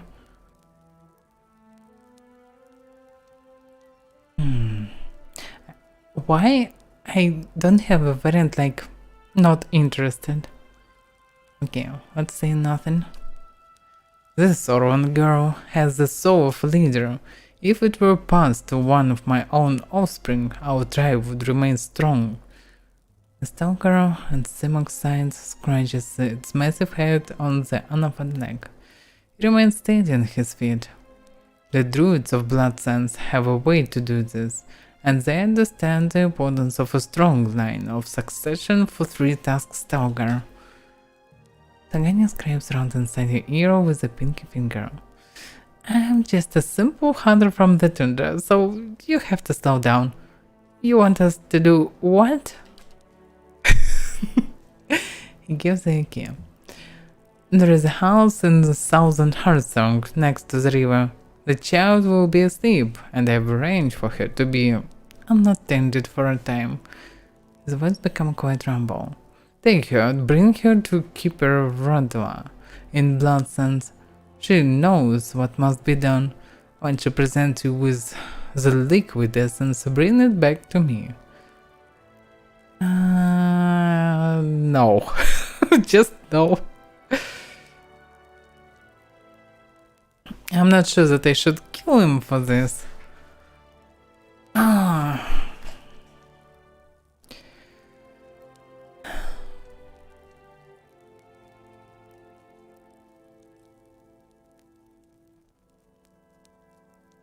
I don't see why you need me to do this. Because I cannot do it without attracting undue attention, he frowns. I don't really passing my own burdens onto another, but this will incite war between our tribes, if I am caught. Huh.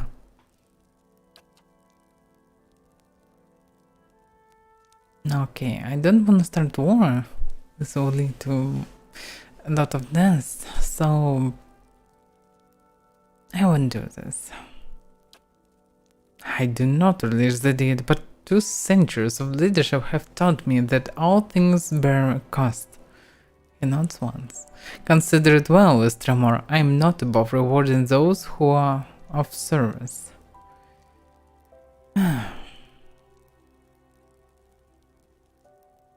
Okay, I'm not interested anymore. I still get this quest. I don't want to do this. I told him that I don't want to do this. What the fuck? Ah.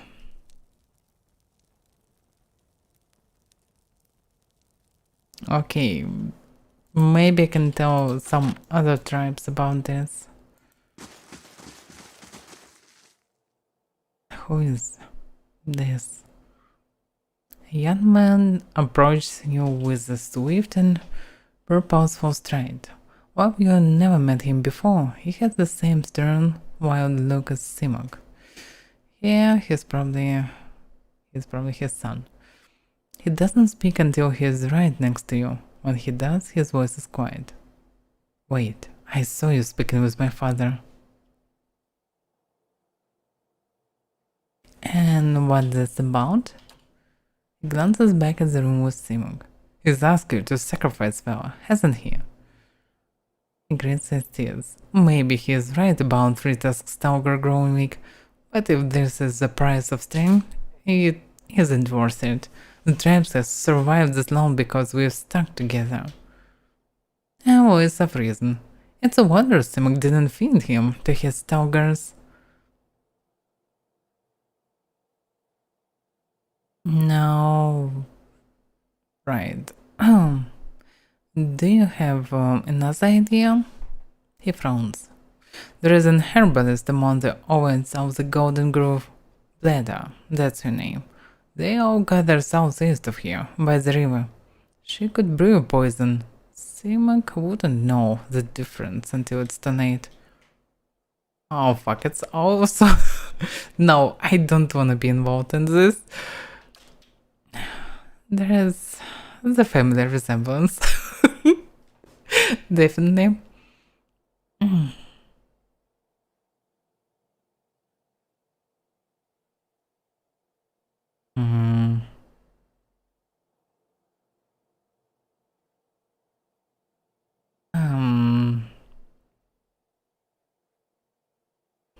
I'm not sure what to choose.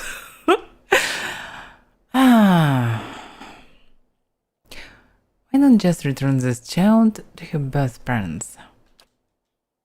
It's complicated. A child sent to be fostered by another tribe isn't allowed to return.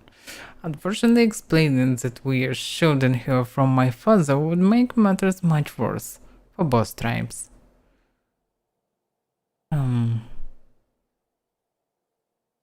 And let me guess, if Simok dies, you're next in line.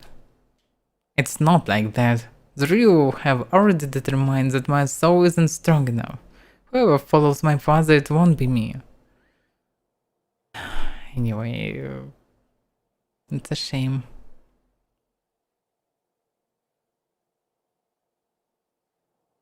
And you want me to murder your father? No, but it's better than allowing him to murder this child. There's an easy way to kill Simok, you know? His warriors would surround you in no time. Besides, it's simplest if this happens quietly.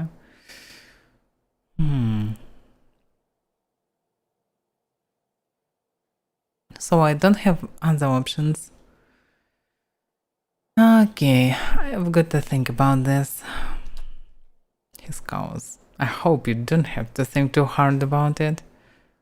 With another glance at Simok's chamber, he backs towards the door. I'm warning you now, Tremor, don't go anywhere near Vela. I am my father's son in one regard, anyway. Yeah, Vela? What is Vela? Where is Vela? I have no idea. Okay, let's see. They've decided without any of my choices. So, and judging by the variants, the child was already stolen. And I only need to go for this liquid. So logically a child should be saved somehow.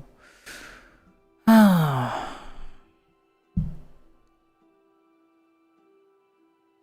Alright, so fish their own child from a house in South Hearthstone. Let me check one thing. I'm not fully sure that I understand French. So okay. Just deliver, obtain, deliver. So fish your own child from a house in Southeast Hearthstone. So logically the child still in the house.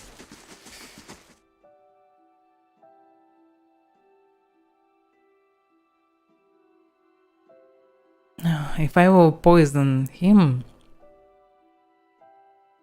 I will probably would be to blame for all this.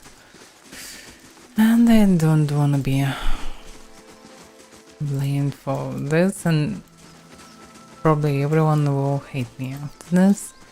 Anyway, I don't see the point of it. If he cannot do it without my help, so screw him. Let him just be. He will not do this and nothing will happen. So better to be neutral. Okay, now I know why these two places exist and I don't wanna be involved. Let's go inside. So I need to pray and then go to Burial Island. If I understand correctly, and I can pray in this tower. Maybe I'm wrong and I need to go into Burial Island. Yeah, I'm probably wrong because it looks like just a library.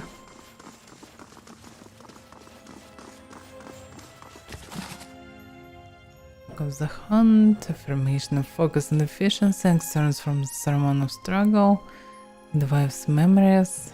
What? Okay, I'm not sure that I'm interested. Coins that was and still is.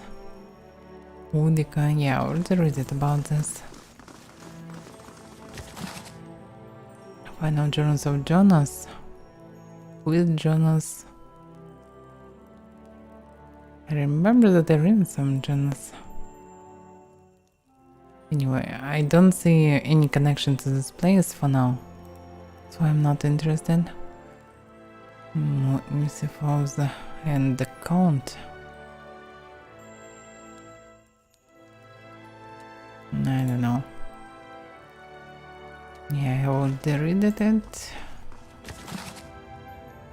10 years of down. What?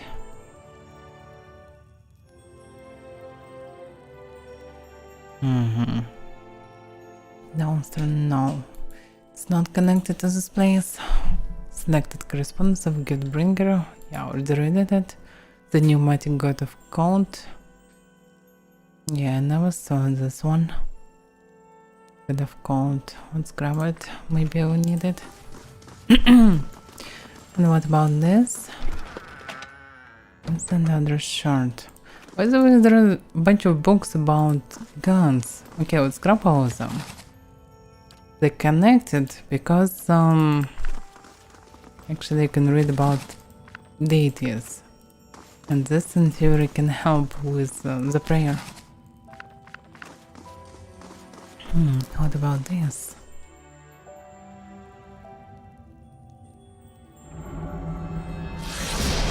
Oh, so I was right. Magnificent. Oh fuck, and what does it mean? Makes sense. Okay. Different symbols on each one of them.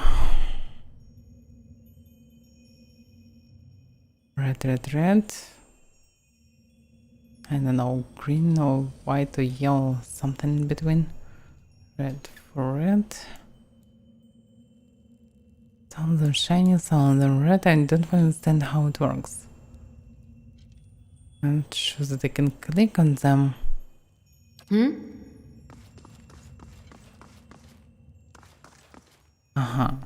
Devices. Let's see. Some of them work, some of them not. A person ring fills the ear as you near a wild shrine. And there is no other response. Nothing happens when you approach Woundika Shrine. So 4 of them. This group, Rimgrand, Ondra, Skyen. I know nothing about them mostly. Okay, I know about Ondra, but not about these two. Skyen and Rimgrand. Berend, yeah, probably should start from him. Helena, don't exactly remember.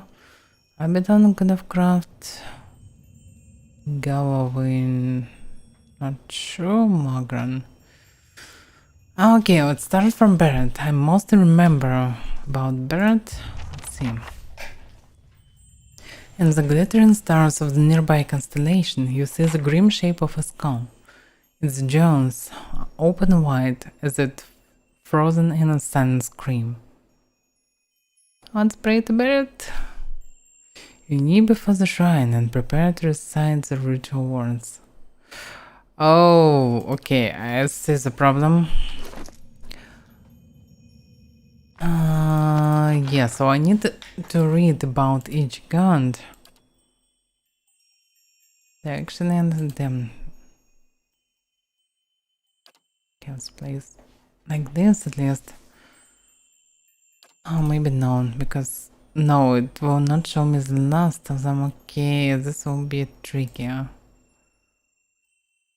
So I need to find a book about someone who I want to pray to and read it carefully, then immediately start to do the prayer, because I need remember exactly everything.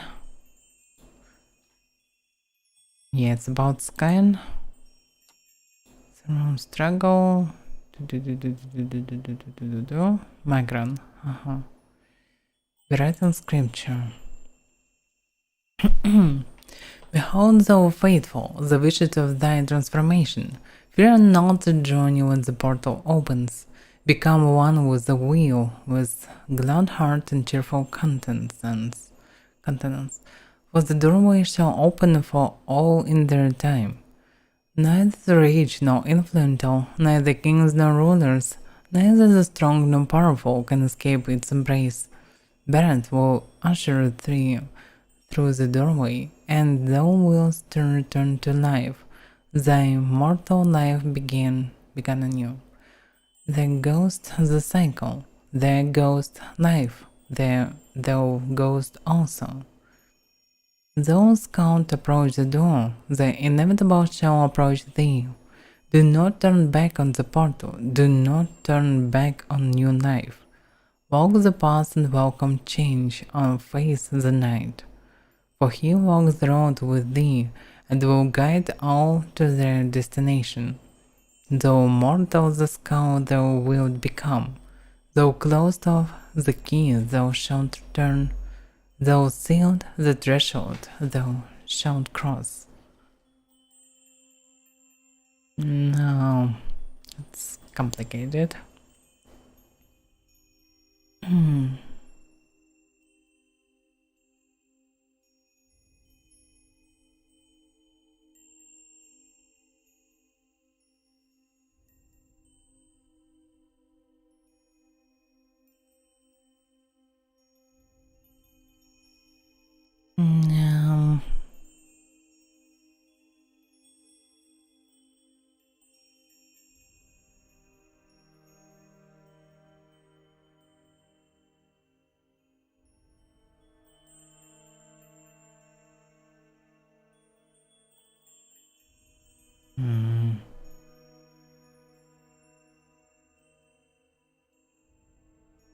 The manifests burned. How fitting that we know the god of cycles, doorways, mortality, and inevitability as burned, while the villains know this very same god as Throno. For if nothing else, Bern teaches us that duality exists in all things. There is life in death, and death in life. Embrace the duality and you honor birth. In the ruins near Glanford, Barrett is depicted in the form of two semi-skeletal figures, one male, one female. Bowman I knew, and the new I Bowman, literally. Life and death and life, in the Glanford Town. Male and female, inside and outside. Life and death. We often think of Barrett by imagining two sides of coin, other two endpoints of a journey. It's said that Barrett has the most petitioners of every god, and this is likely true. Who amongst us has not prayed for the cycle to hiccup? Who has not in a moment of sadness yelled at Barrett to make an exception for our fallen loved ones? Barrett may not rescue our loved ones, but it answers our prayers in its own, divine way. Barrett is the god that makes life end in death, and it is also the god that makes death end in life. Barrett, Throna, be knew I knew, and knew I be knew, Beunion. Whichever of the many names you prefer to use, deserves our prayers, for it has given us the promise of life's eternal renewal.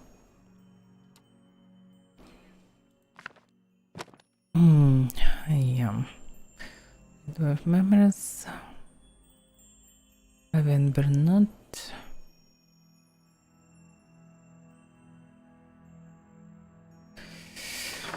Okay. So, if someone can help me escape the death, it's logically is the god of life and death. So, pray to Bird. Okay, I can see a second definite bird. Either each one string for one of the god, or either I should find combination.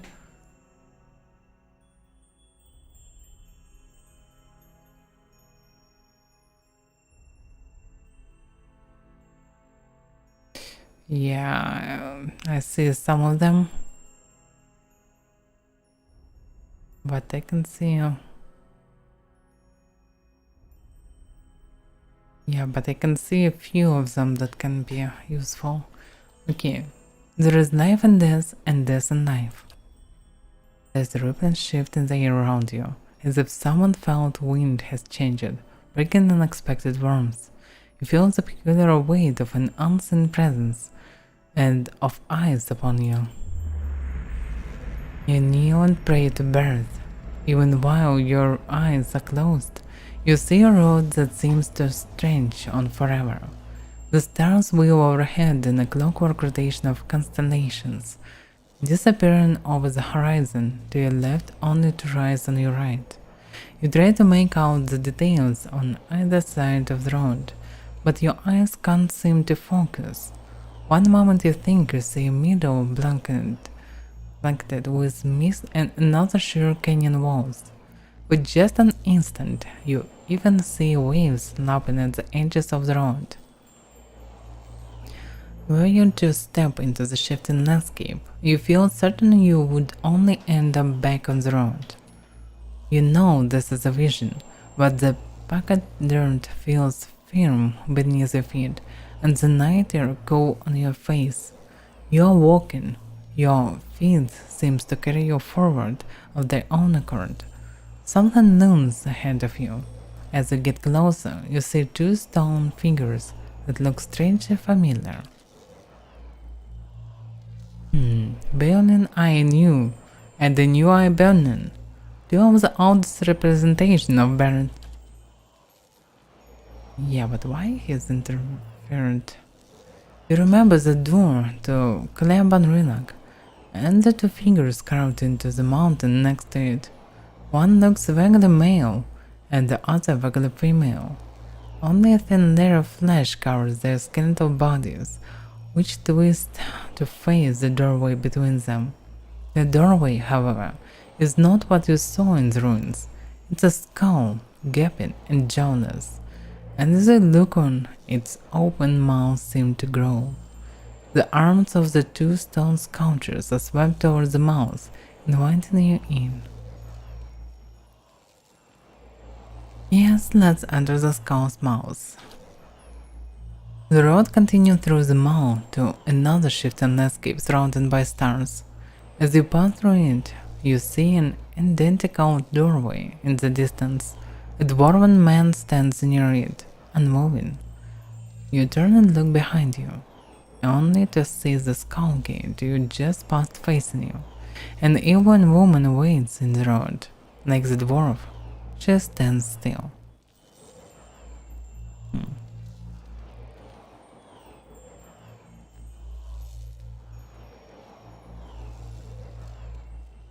Probably I need to visit both of them.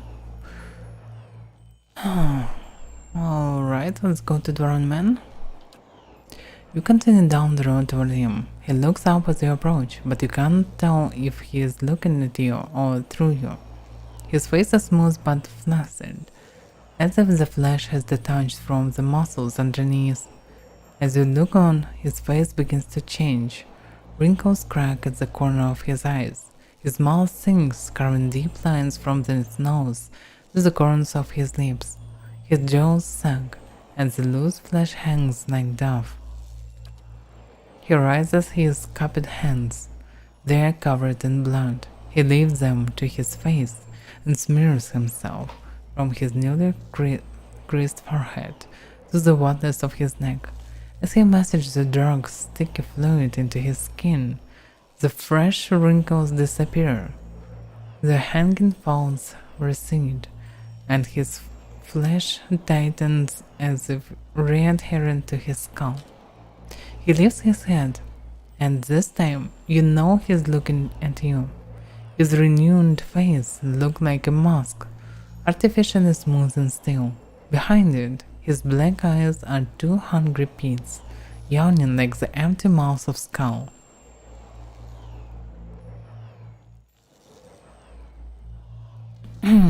Come, make your sacrifice to the ethic now.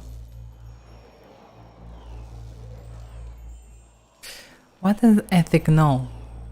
His body blocks the path. He extends a bloody hand toward you.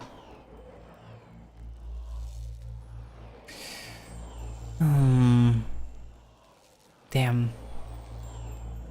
Logically, they can be one life, one death. Alright, take his hand. You grab his hand, but his skin gives too easily under your grip. As you try to pull away, you hear a noise like dried canvas tearing. His skin splits, following a long seam that begins at his arm and stretches the length of his body. Blood gushes forth in such quantities that you can't imagine there was ever anything else in him. Sure enough, as the dwarf empties of blood, he collapses like a desiccated husk. The blood in the bath gleams with 1,000 souls worth of essence. The essence evaporates, drilling shining filaments into the night sky. Only now that he is dead can you continue onward. The blood pools around your feet, and you look up and see the elven woman waiting further down the road. Yeah, and she should be the knife. Or maybe a duality boss. Okay, approach the elven woman. You start toward her. There is something unnatural about the way she stands. She is too still. When you get closer, you see that her legs appear into a slender trunk, and in place of her feet are gnarled twisted roots. She lifts her face to an invisible sun. Her long golden hair is the color of autumn leaves, and as you look more closely you realize that her head is actually covered with tendrils and vines sprouting brilliant yellow leaves. Each glimmers with the essence of an entire soul. She gives a beatific smile. As you look on, the leaves slowly fall from her head and settle at her roots. They melt into the path beneath her, and almost immediately new leaves sprout in the place of the old. She reaches toward you, still smiling as roots spring from her fingertips. Her outstretched arms bar the path. Come, graft your soul to the golden grove. Yeah, Take your hand. Her roots twine around your fingers, and as they do, they grow rigid and cold. Her outstretched arm petrifies, and this rough stone bark overtakes her flesh. She can only look on in horror. You break away from her brittle grasp. Her feet are rooted in place, but she twists and writhes as if trying to flee her own dying limb. The petrification reaches her shoulder and spreads down her body, freezing it in a painful arc. It creeps up her neck, and she throws her face skyward like a drowning swimmer. The grayness covers her face, freezing her gasp and stone. Now that she is still and lifeless, you can continue past her. Only the golden leaves in her head remains untouched, and as you watch they fall one by one to the path below. They shrivel as the shimmering essence fades from them. Her voice echoes down the road, barely more than a whisper on the breeze. Return them to the wheel. You lift your gaze and see the skull gate ahead of you on the path. The candles of their Ebron wink through the open mouth.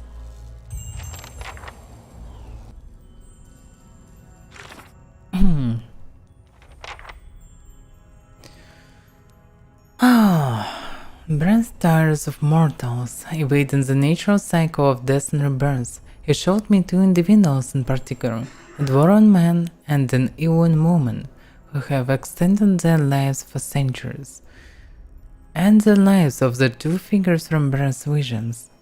Breath, the god of death and rebirth, showed me a vision of an Icewind woman, and the dwarven man stopped on the road. My touch slew them, and only then was I able to continue along the path. I think this is the god's way of telling me that these two individuals have cheated death for too long, and that their lives would no doubt please Barrett. The dwarf in the vision had an early ageless face, and he seemed to renew himself with the blood of others. He said something about the ethic now. When I learned who or what this is, you will no doubt be nearby. The Icewind woman was strangely tree-like in the vision. She mentioned a place called the Golden Grove. I know where is the Golden Grove. Probably I think now should be close enough as well, but in different district. Probably on Buridile or 4th district.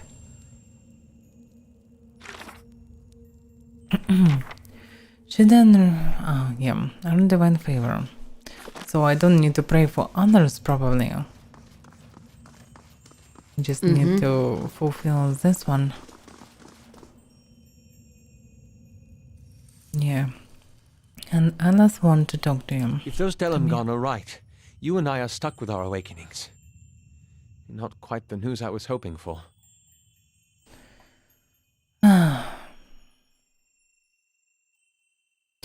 It just means we've got to focus on finding Theos. Yes, focus on the goal. A sensible perspective, particularly in the midst of such uncertainty. Definitely. And while I hate to turn the subject back to myself, this all has me thinking about Isilmir. How I'm stuck with her now.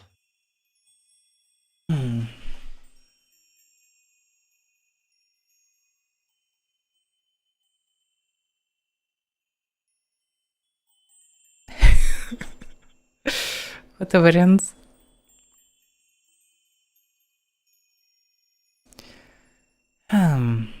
She's not that bad, actually. Overstarched tunics, burnt toast, Rawatai sherry, those are not that bad. But having a stranger pop in and out of your head at will, it's unpleasant, I assure you.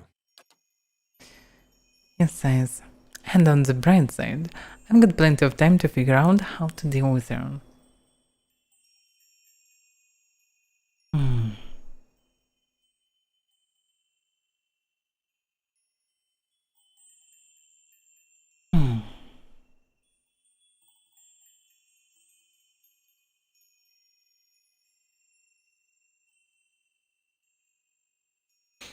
Yeah.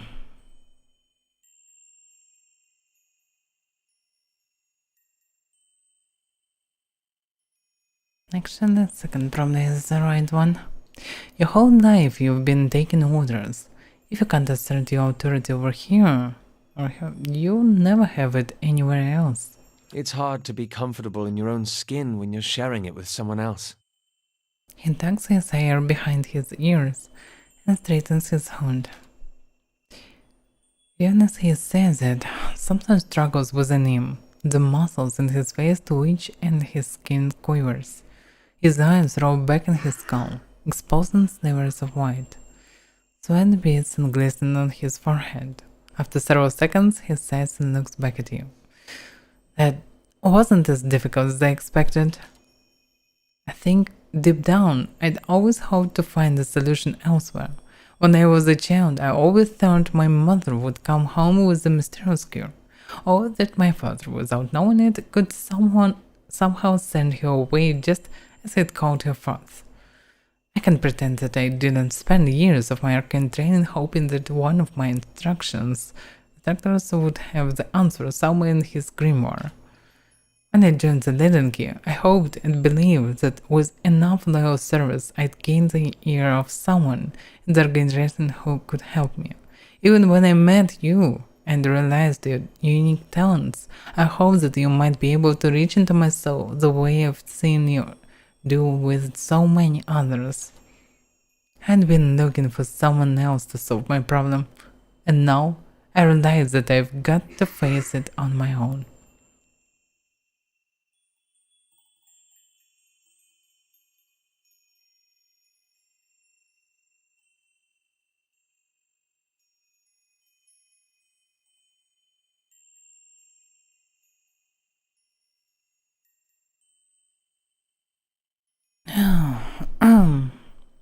Most people need that kind of guidance. You don't. You don't think so, eh? It's a comfort to imagine that all we've gone through has been for something. But it leaves me wondering where we'll be, where everyone else will be, when we finally track down Theos. That reminds me of something else the Delamgon said. About the gods not being real. Yeah, but I remember it. A conscious thoughtful look crossed his face. He says it quietly, as if afraid someone might overhear him.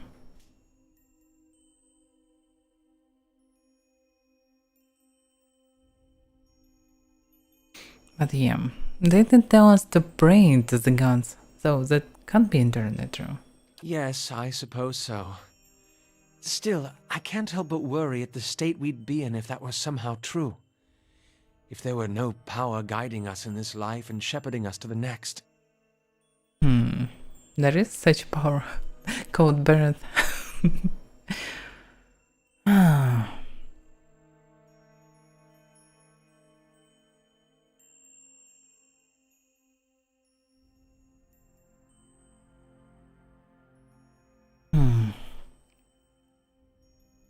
Alright, let's just hope that's not the case. Well, truer words were never said. Okay, while we're stopped, let's discuss something else. Hans looks at you with quiet attentiveness. How may I be of service?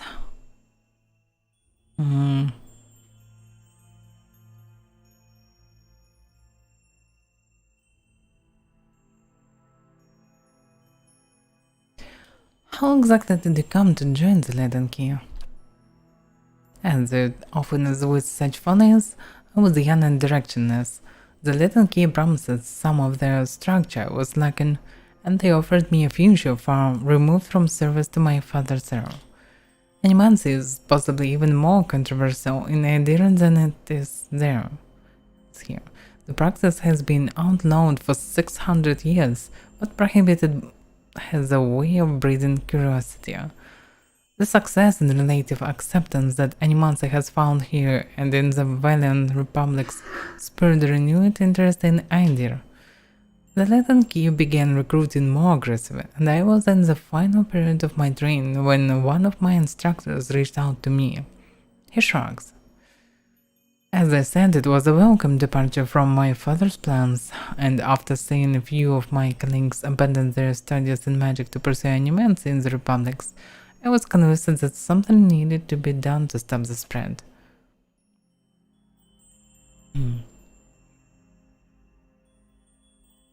By the way, you finally got in control of it somewhere.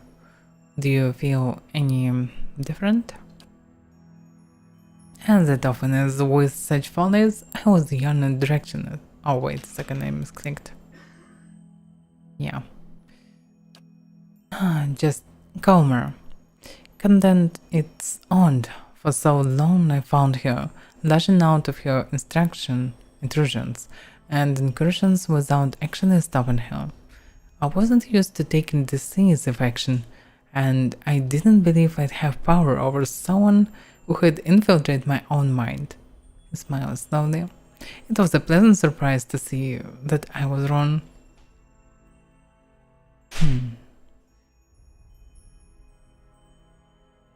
Okay, that's all. So, I need to find dwarf and elf woman.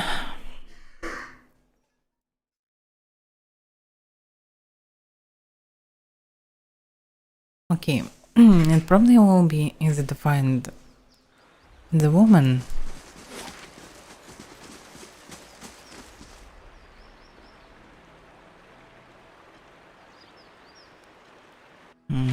Probably I need to go to Onson district to find the dwarf.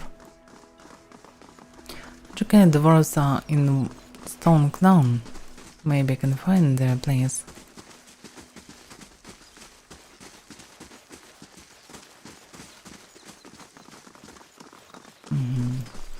And probably this is our elf woman, even woman. Just logically, because blood is connected to another quest. Builder's wisdom to you. So yeah, not much I can ask. Alright, tell me about the Golden Grove. We are the Ovains, druids, philosophers, and students of nature. We gather here to share our knowledge and celebration. She gestured to another woman standing near the entrance to the grove. Many travelers come to us for bounties and remedies. Let us understand the cures and poisons of nature like no other. And who led the order? High Avaira leads us. She sometimes journeys to Amshore to renew her strength. However, she is there now with some of her closest followers. In fact, Rana is the mighty elm among us. She has lived for generations. There are none who understand the world as well as she, and we are fortunate to have her wisdom to answer our questions. I'd like to know more about Rana. Her eyes brighten. Why, you must meet her for yourself. She is wise and kind, and she has led our order from the beginning. Yet she walks among us and gives freely of herself. She turns her gaze to the great twisted elms. That is what so many of us cherish about her. She is present among us in a way that the gods never are. Yeah, obviously this is it. So... The druids of the Golden Grove told me that High Avaira often ventures to Elmshire in search of remedies to prolong her life. I suspect that Rona is the own woman from the vision. Yes. Obvious.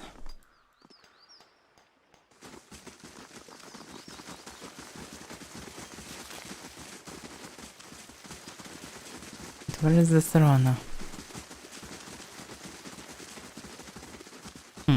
Hail, Estramor.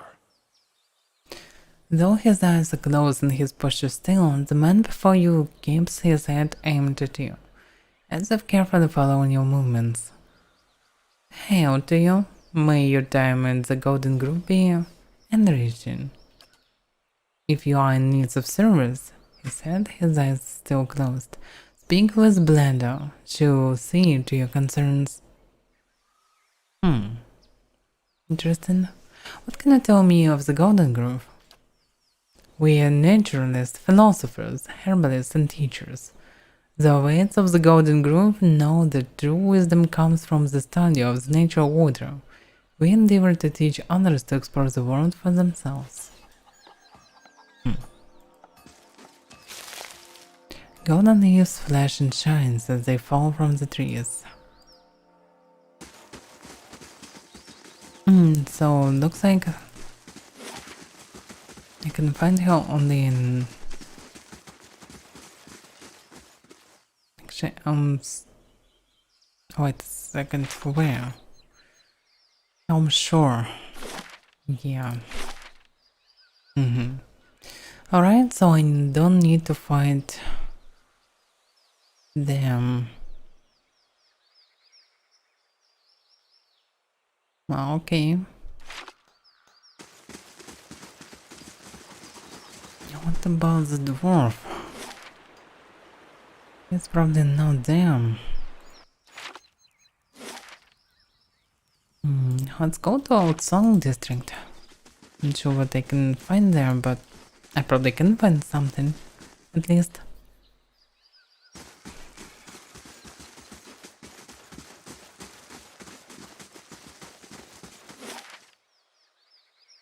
By the way, surprisingly, 2.5 hours of stream and no fights at all.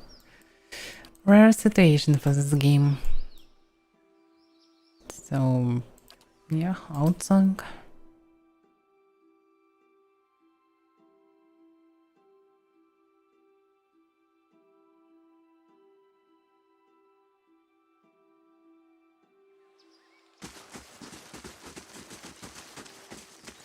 Non-frost. Outsong Pass. There's Shrine. Burial Isle. Redthorn District. Going Small.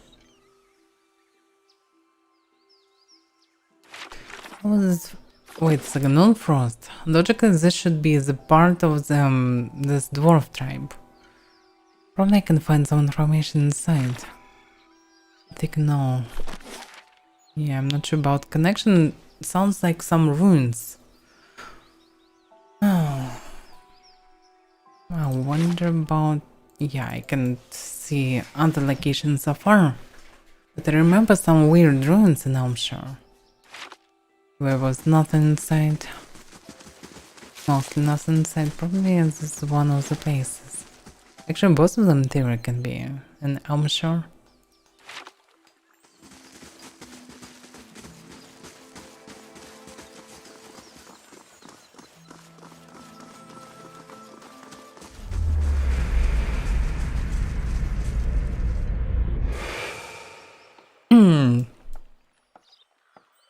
So that's how they use the stones previously. And these stupid Glanfatons blindly praying for their builders. There is mostly nothing good about Ingridans, actually.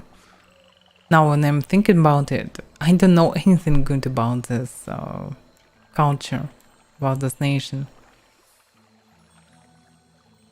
They did nothing really good.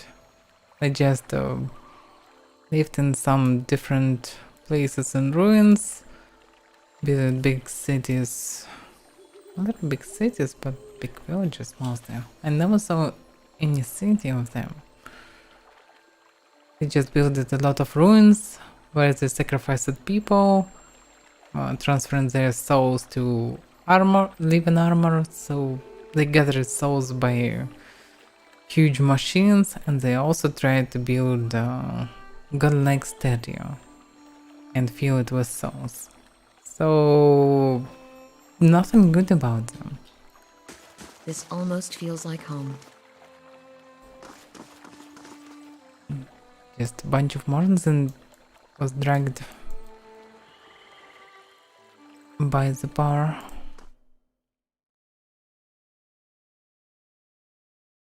Drank it. By the power. Not drank it.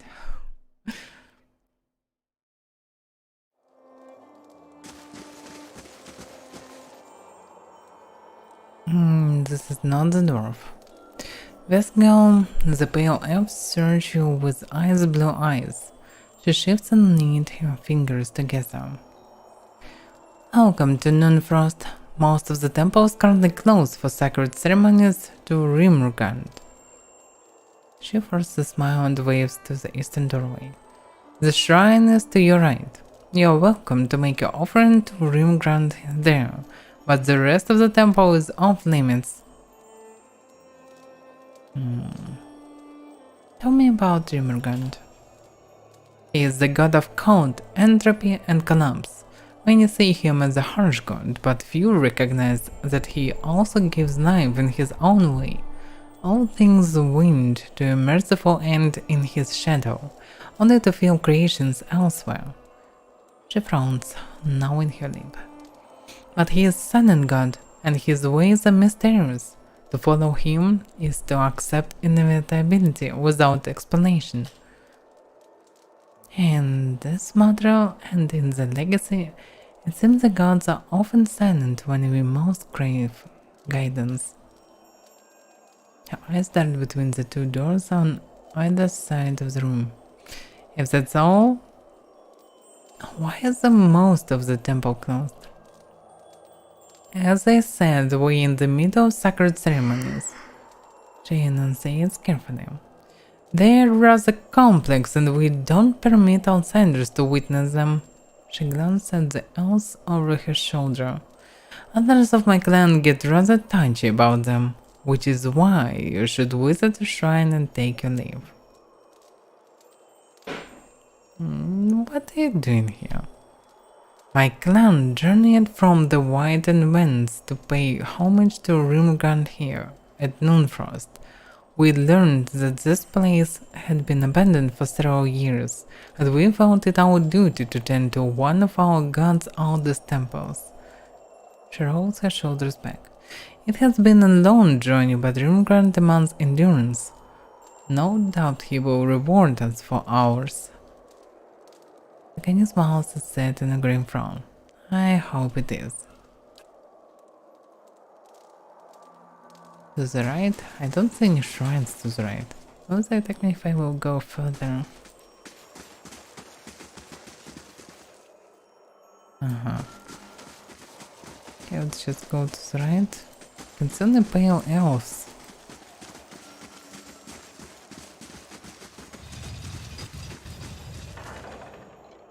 Something closed? First line and wrinkle of this water weather-beaten frown has been chiseled from the eyes. Yeah, I'm curious, but better not to steal from the temple, anyway. Hold, wonder. To enter beyond our doors is forbidden. Do not trespass against our will. Okay, but it really looks very suspicious, but okay. This is closed as well. It's not the door, just stand around.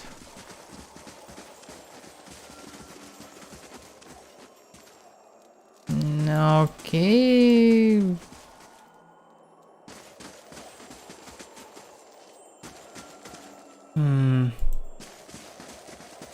The only problem I can see on the pale elves.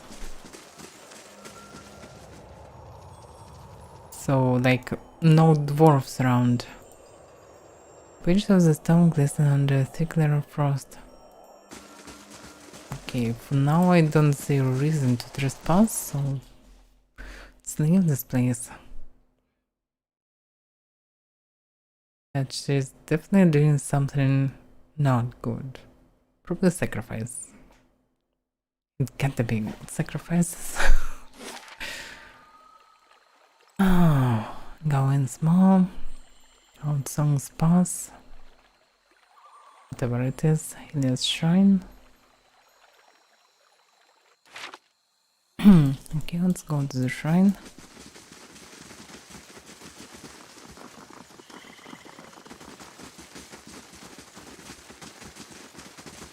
We can't stay down here. Someone must go to the nest eventually. Nest.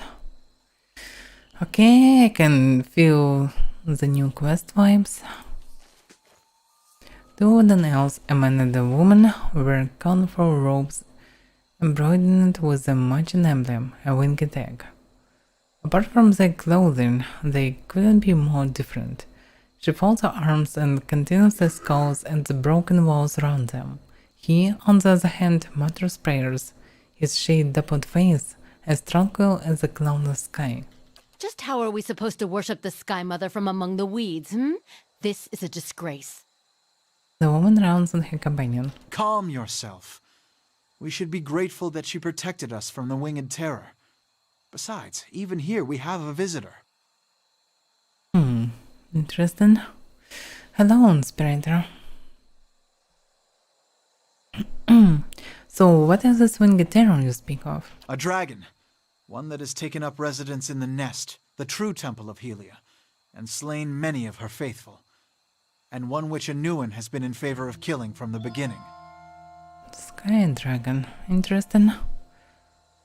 But no, you advised caution. Now word spread that the dragon ate a few of our followers, and anyone willing to slay it wants an Anumfoth's ransom for the job. She throws her hands up to the heavens and shakes her head. I told you a larger party wouldn't stand a chance. By the time the first half reached the top of the mountain, the second half would still be stuck in the pass. They'd be burned alive. Contrary to Anuin's suggestion, I am in favor of sending someone to kill the dragon. But I suggest a smaller party, and one willing to seek Helia's blessing. Yeah, it's probably very actual if you really want Helia's blessing, but not my case. Still, killing the dragon. Helping others, why not? He gives you a curious look. Now, right, I could go after this dragon, probably. You could. What she means is that this is no mere drake, but a fully grown dragon, and one that has willingly moved into a populated area. You'll want every advantage at your disposal, including the blessing of the Sky Mother herself. I would suggest that you petition her directly at Ter Evron, if you haven't already. She points to a path on her right, leading north and up a slope. You'd want to follow this path here. You want to follow this path here. You pass through the northward, but the way up the mountain continues from there. It's near one of those big circles laid by the builders. Alright, then I should get started.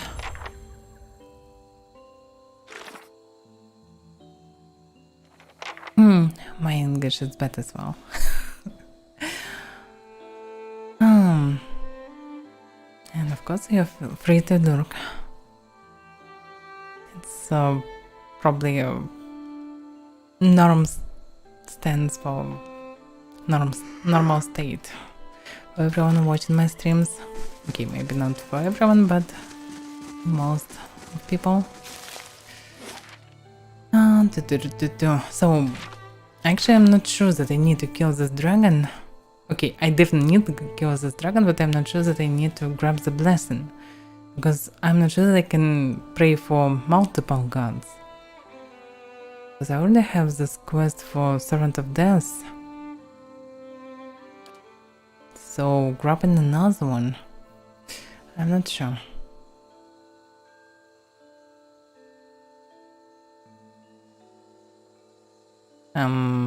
Kind of the game. Obviously it's RPG. Classic RPG. So, Amneis rules in Helia's temple, and it has scattered her worshippers. I've been tasked with facing this threat. So I need to travel to Helia's temple. In the mountains above Twin Elves, something sinister haunts Helia's temple. I've been asked to confront this terror and put an end to it. High Priest Casfront and High Priestess Onwin told me about the dragon and suggested I seek counsel from Helios herself. I may be able to communicate with the goddess at their errand in the Elms Ridge district. Looks like I should do this. Hopefully it will not break my other quest.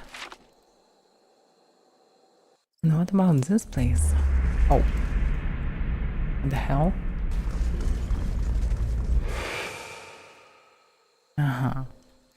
Yeah, the Sangutans definitely know how to spend some time with fun. Just burn people, killing people, sacrificing people, gathering their And I souls. thought my and so on. mother-in-law's house was ominous.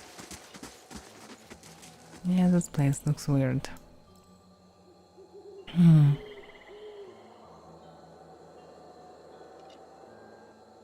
Hunters speaking about something.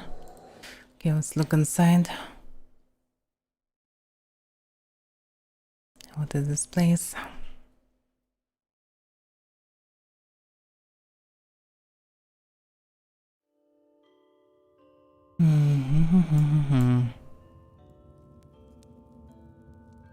So this is probably a place for everyone who follows the Hunter God.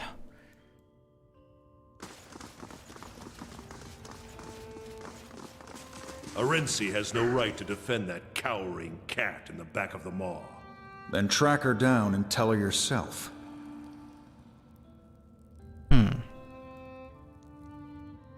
Interesting.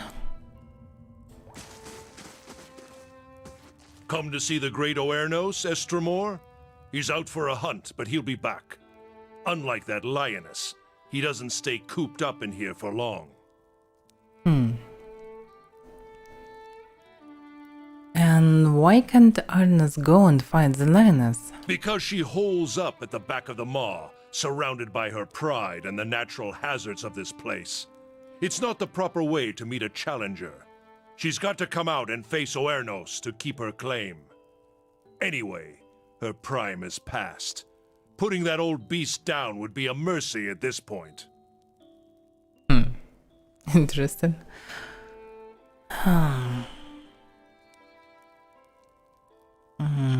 I'm sure that they won't interfere in this. Okay, I could take care of so.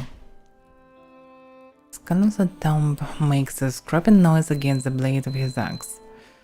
I hate to spoil the tradition of a big showdown, but if she retreats from her fight, then there is no point in waiting. Kill her, and that will be proof enough that she is not a fit champion.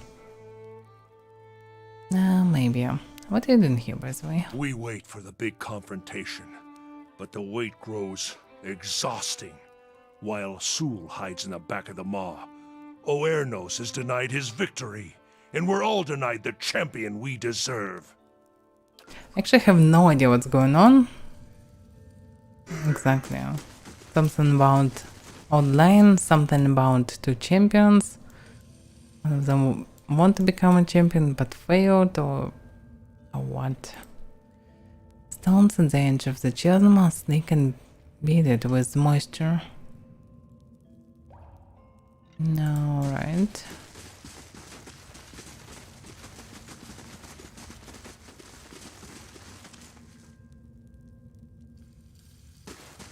And then what about this one? Kareth, this is no place for sightseeing, even for you. The beasts of Galawain's Maw are dangerous, and now more than ever. A Varian man paces the cavern, his face edged with worry lines, and his hand irritably thumping his hip. He looks up at you and sighs. Why he call me current? I wonder. What does it mean on their language? Alright, what's wrong with the beasts? They won't fight. Okay. But what's wrong with it? It is not Galawain's way, and it is not the way of the Maw. The Maw has always been home to one great predator. Every so often, a changeling comes alone, and the two battle for territory. But Sue remains in her den, and awareness can't confront her there. Now two mighty predators and their kin hunt from the same stock. It's thinning the herds, and it's thinning patience around here too. Resumes his pacing. And this waiting, it's not the deliberate, watchful waiting of a hunter lying in ambush. It's stagnation, tedium, hoping for something to happen. He clenches his hands into fists. But I am powerless to act. One half of the fangs will cry favoritism if I try to drag the lioness out myself. I'm an unbiased outsider. I could look into it. And the cunning one, from the looks of you. He scratched his cheek.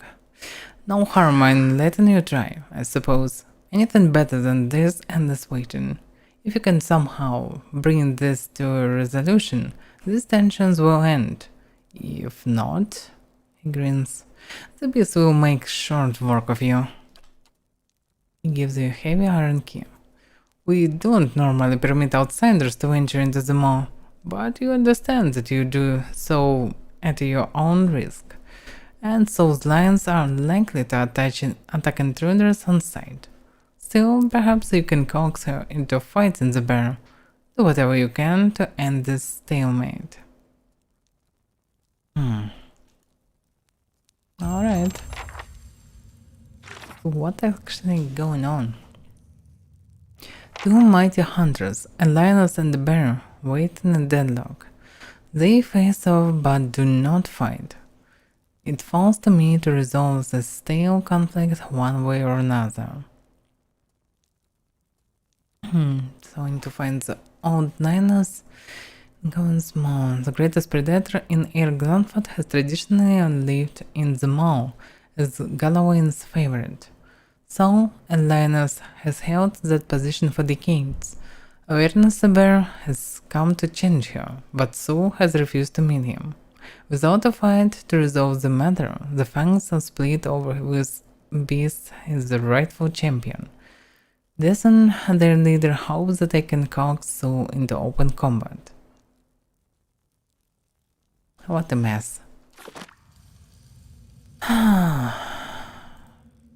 Bone Pin spears the hide map at a handful of locations along the Glanfatan side of the Bell River.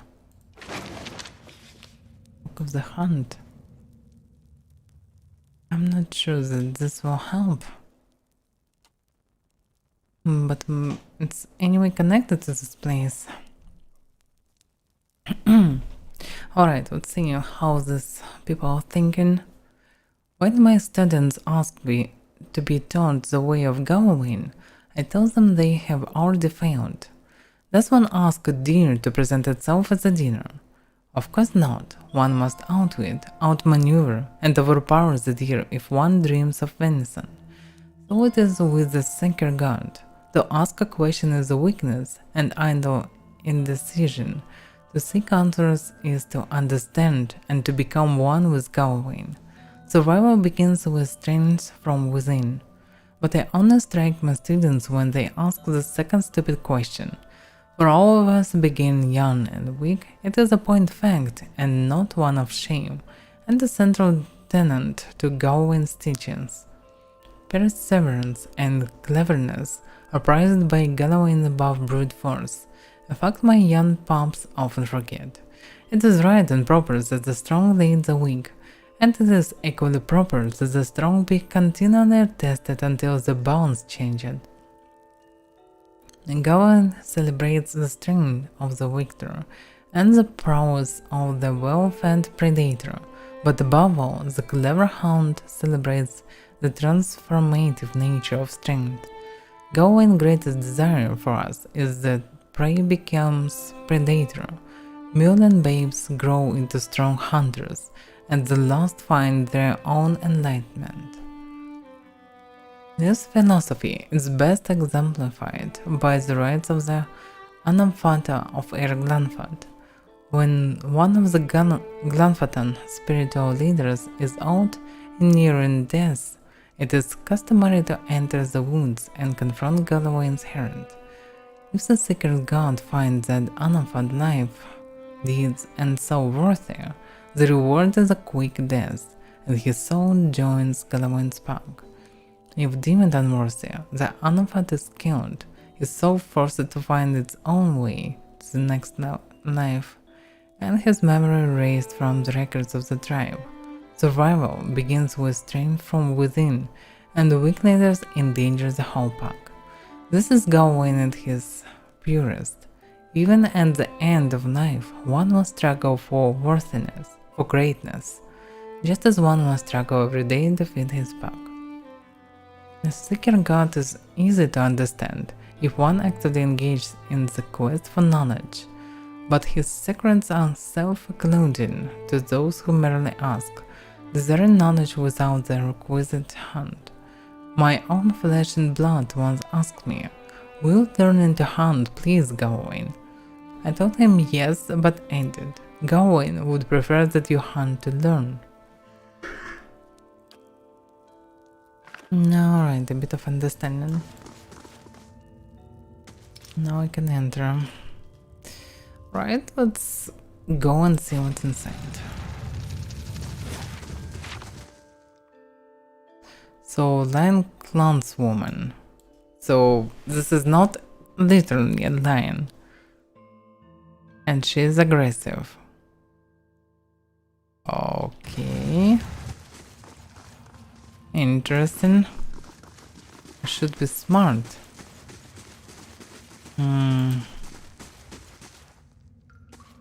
This? The remains of a broken bridge, long collapsed, lead to a deep chasm. The other side of the bridge pierces through the mist at the far end of the chasm, hanging precariously over the steep fall. Alright, examine the area. The broken stones of the bridge, weathered after centuries of disrepair, are scattered along the edges and side of the chasm. A thin mist rises from below. The stones are coated with slim green moss, making them impossible to glean safely. The wooden beams lodged between the stones on either side of the bridge seem sturdy enough to support your weight, however. The remains of a broken bridge, long collapsed, lead to a deep chasm. Okay, the same. Alright, I can toss my rope and grappling hook across the chasm. You aim for the wooden beam on the opposite side of the bridge and hurl your grappling hook across the chasm. It strikes the bridge with a solid tongue. The hook snags firmly, digging into the wood as you pull. The rope tightens, taut and secure. You tie the free end of the rope to the wooden beam next to you.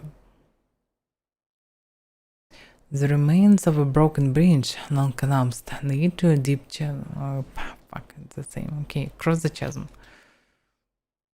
The rope tenses and vibrates as you move forward, gripping the line. Reverberating throughout the underground cave, the creaks of the wooden beam marks your every effort.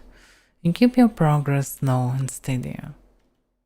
The crossing is strenuous, particularly as the rope's shaking grows more intense. Grieving mother breathing grows laboured. At last your effort brings you back over solid ground, and you reach the other side. So, I reach the other side. So yeah, if I will just enter, I can only kill her because she will attack me. But maybe I can speak with other one. Wait a second, lion? So there is literal lion. Oh, what is going on? What's this quest? This quest is the most weird one. And everyone's speaking like it's absolutely normal situation. So, the mighty hunters, lions and the bear, they probably from two different tribes or groups of hunters, like fans of lions and fans of bears. They face off but do not fight. It falls to me to resolve the stale conflict one with another. So, the greatest predator in Aengrafad has traditionally lived in the mall. So, a lioness has held that position for decades. Ernest the bear has come to challenge him, but Soul has refused to meet him. So Diana is afraid of fighting or something like this. Without a fight resolves the matter, the fangs are split over which beast is the rightful champion. This time their leader hopes that they can coax Soul into open combat. I can just come for the... Fuck, she already attacking me. That's the problem.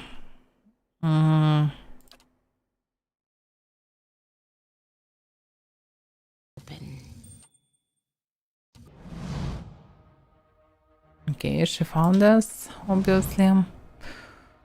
Oh, we need some time. I need to dominate her. Others just go different way.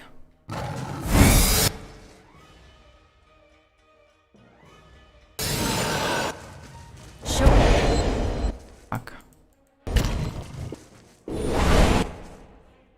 Oh, there are a lot of lions. It's just 9. Okay. Okay, you cannot attack them freely. What you after?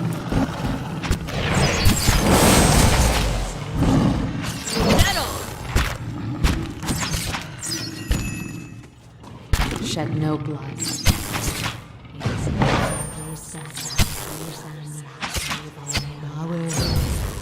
So I should avoid killing the named beasts, looks like.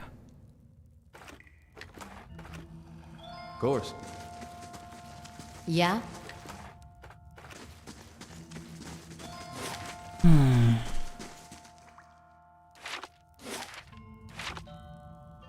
No. Okay, this is a really weird task.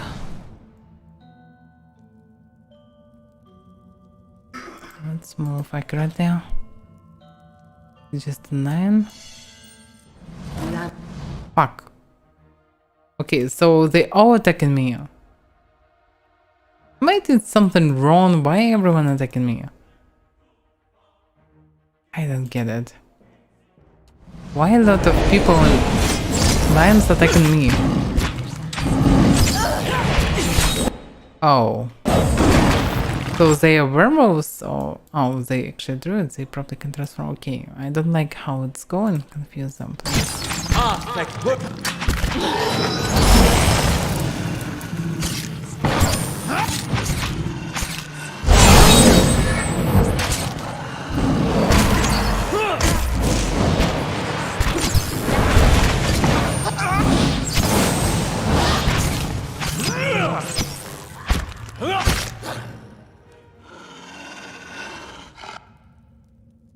I still have no idea what's going on.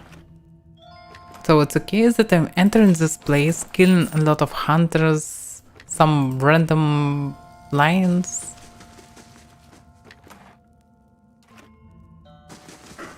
So strange. Keeping quiet. Why actually? Something lies here for the eyes.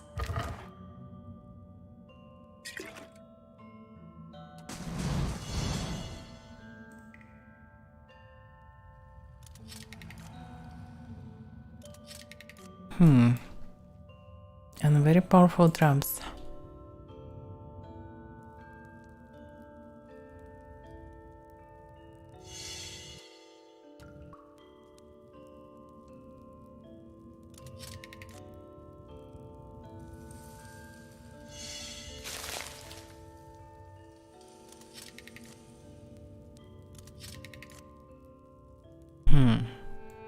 This is just additional pass.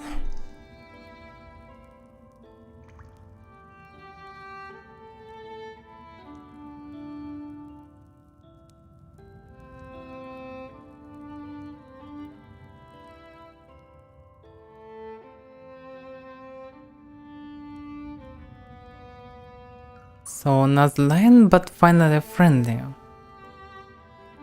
And this looks like additional variant of passage. Oh, lions. This is Soul's domain, Estramor. She shall not leave it for Awareness or any other challenger. Interesting. The Oven One intercepts you as you advance into the lair. Behind her is the largest lioness you've ever seen, a snake beast with fangs as long as carving knives. The one blocks your path to the lioness seemingly at ease around the monster.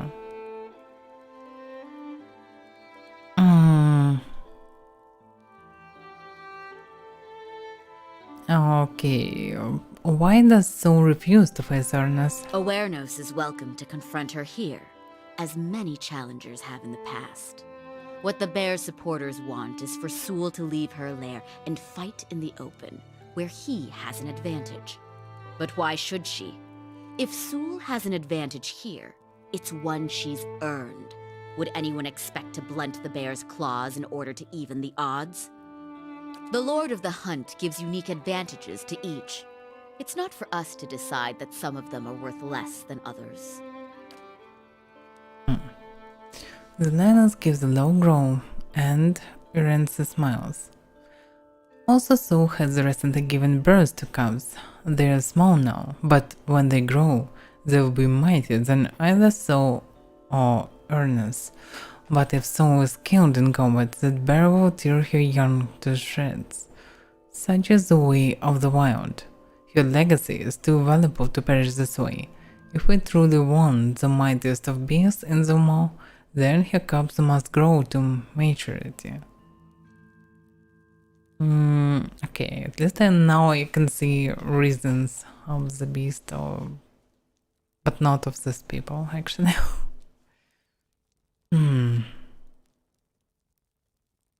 Alright, and what are you doing here with Soul? Defending the rightful champion of Gallowayne's Maw. Awarenos' supporters would have her ousted in favor of a bear that isn't strong enough to come and seize this territory on his own. Yeah, she has the point. Alright.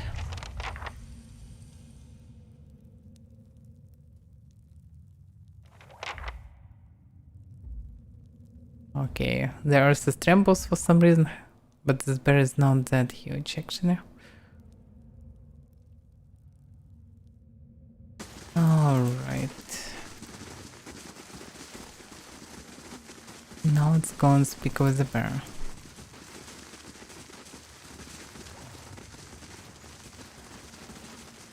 Oh. Oi, PVT. No. I was in. Oh, another trap. I'll take a look. Yeah, we should be more careful.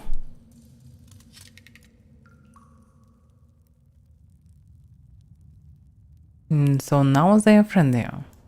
Interesting.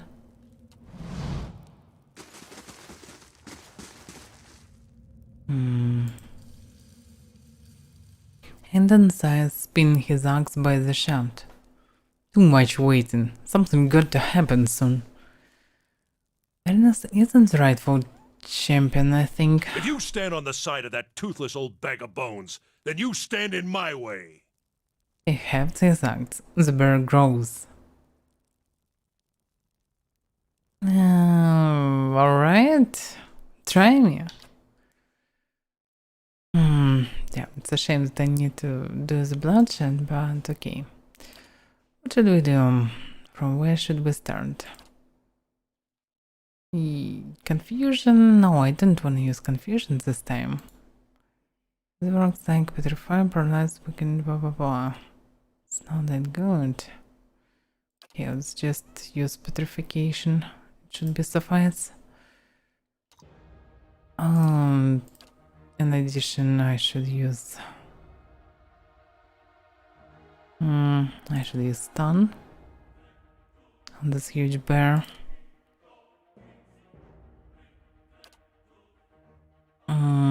I should debuff them. And I need to use the stun.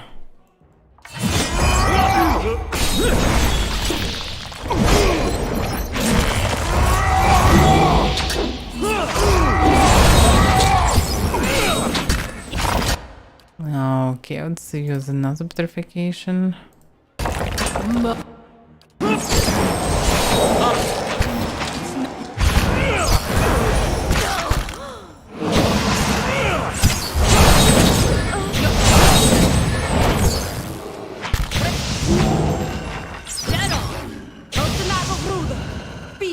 careful. What a bunch of weaklings.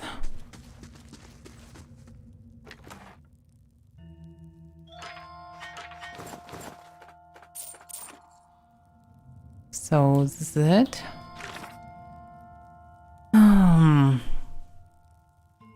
Have resolved the stalemate between the beasts. This one will want to know the outcome.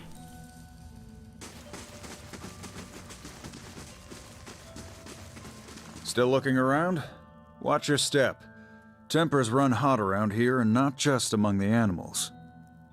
I have dealt with the situation between Soul and Awareness.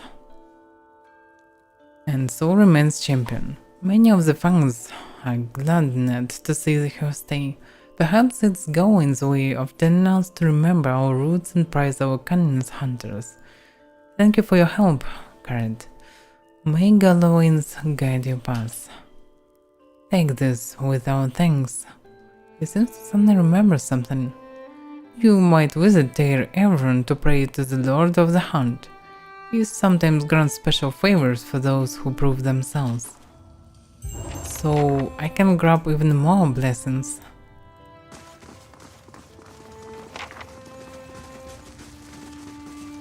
Okay, probably I will need them to not die in process. Probably only one god wouldn't be enough. So I need to do all the trials. That's a shame. Because probably one of the quests is connected to the Sauron child. And I don't really wanna do this. But actually after slaying a lot of Glanfatons in this cave, I'm not sure that locals don't give a damn about some dead Glanfatons as well. I'm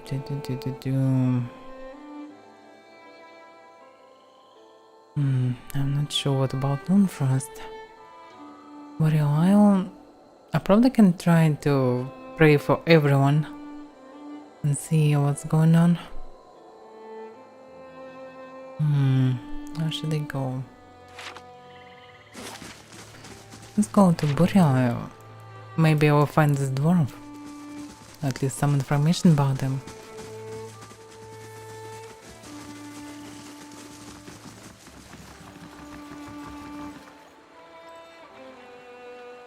Many blessings, traveler. A thin ragged man stands waiting on the barge, leaning on the oar. A smile of greeting splits his withered features. It has been a very long time since an outsider found passage to the Burial Isle. And what is this Burial Isle?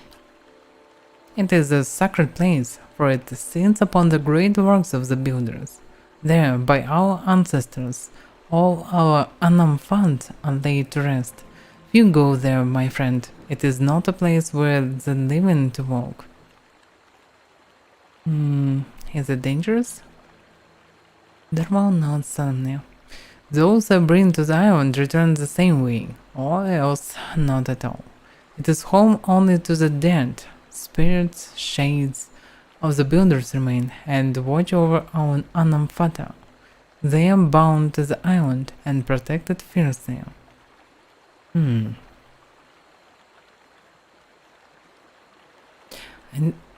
I doubt that I will find this dwarf there, but take me across. But wait a second, I'm sure that I should go right now. Derval inclines his head in acknowledgement. I will. Take care that you do not lose your footing. These waters have a fickle temper. Yeah, actually I'm not sure that I need to go right now if I cannot return back. But probably I can. Logically, I don't see problem to just move back. What was I did? Wait a second, I can go back? Or I can...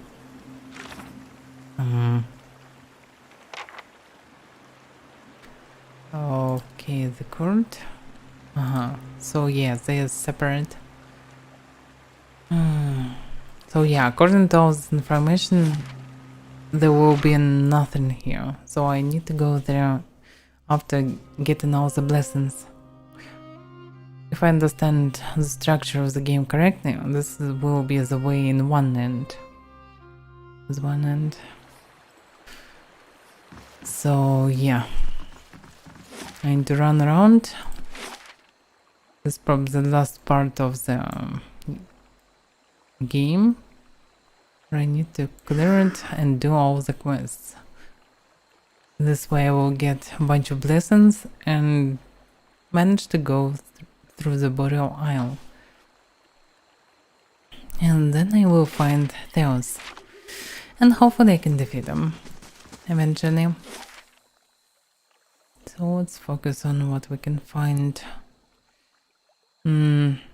Obviously I don't see any other stuff to do here. So I probably should return back to tower. Or maybe not. What about this path? Did this?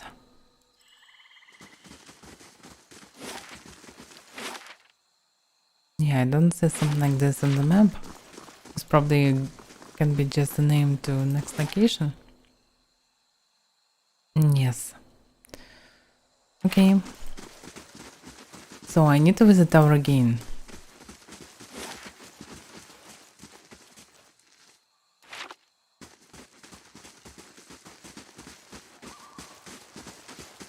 Surprisingly, FPS, by the way, on this location going extremely low.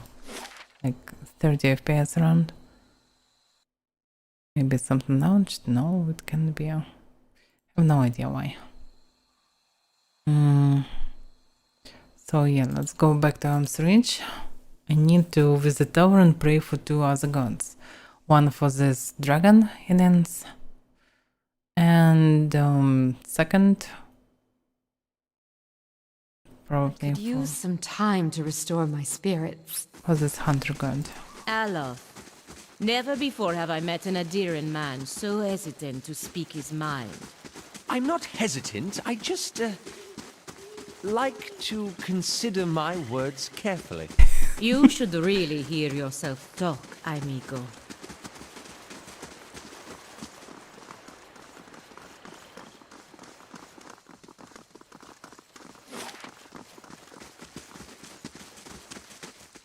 Probably also I need to visit Blood Sands.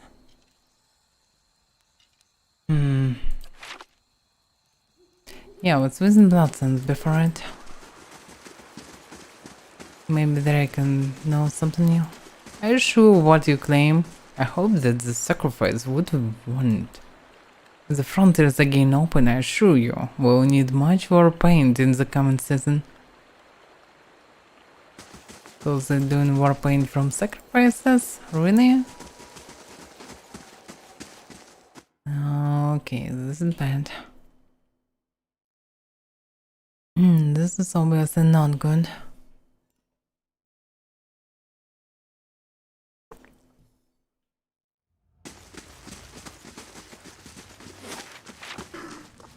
The Ethic now welcome you, present supplicants. Oh, I found the place. I found the place and the dwarves. And maybe even an exact dwarf. Let me save somewhere.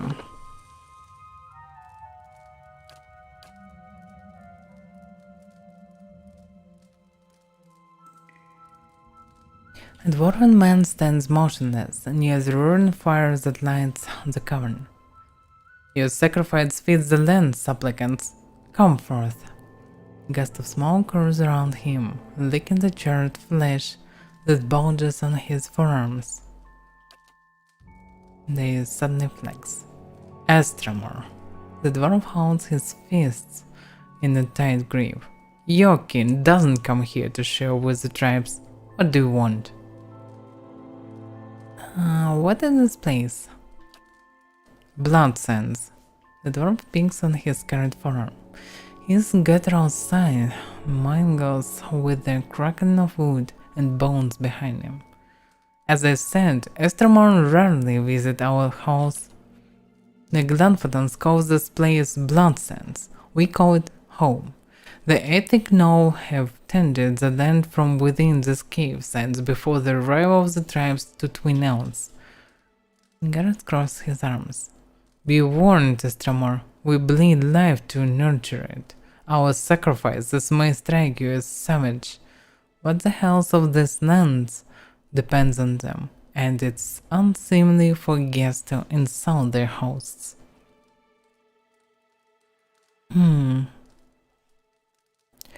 Tell me about the sacrifices. Gareth spreads his stocky legs apart and locks his forearms. Everything must die to return a new Tremor. Through the sacrificial rites, we offer supplicants the honor of giving their most precious gift back to their brethren, back to the land. The dwarf lifts his fist, thick and mottled by red scars. The blood gives us strength. Even the Glanfatans have come to depend on the blood paint. They brim with power before battle, all thanks to the sacrifice of their king. Tell me about the ethic now.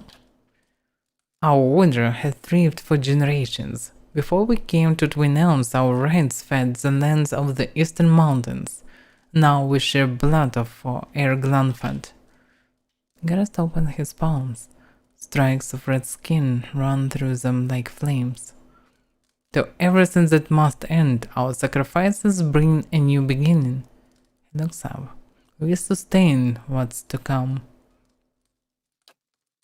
Remember, Tremor, you're a guest in this house. Respect our ways and we'll tolerate your presence among us. I need to find the dwarf. What do I know about them?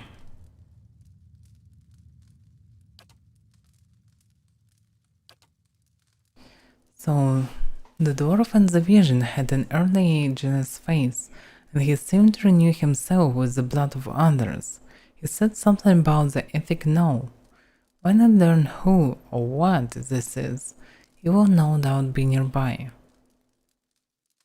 So, the elven woman eventually become a leader of the Golden Grove Druids. So the dwarf can be a leader of this place, and maybe even no one know why he is and how he is actually prolonging his life.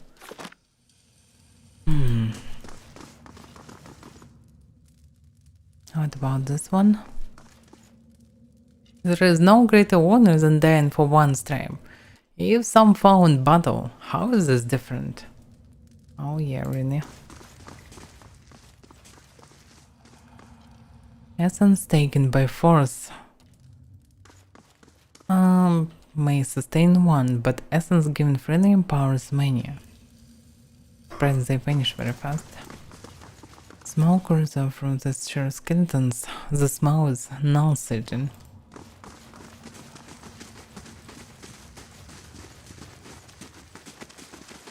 This may prove useful.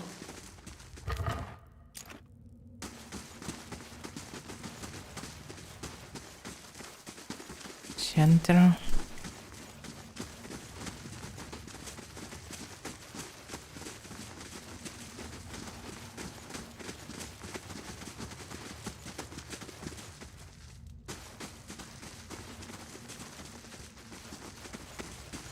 I'm curious about this stuff. Something this here is calls the me. door. Yeah. This all looks enormously suspicious. Someone moving with blunt footsteps inside.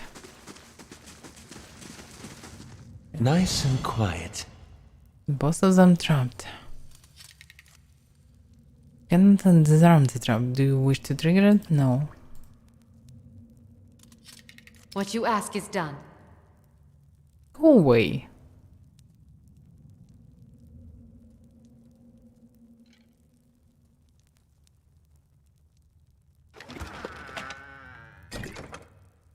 Blood Testament, only usable by monk. We don't have monks. Cannot do anything about this trap, so Sure. I can only open it and hope for good. So, yeah. Hey. Yes. Could be worse. Huh? Has 10% damage to flanked targets. What a crap. I actually hope to find something. Find someone even. But surprisingly no one.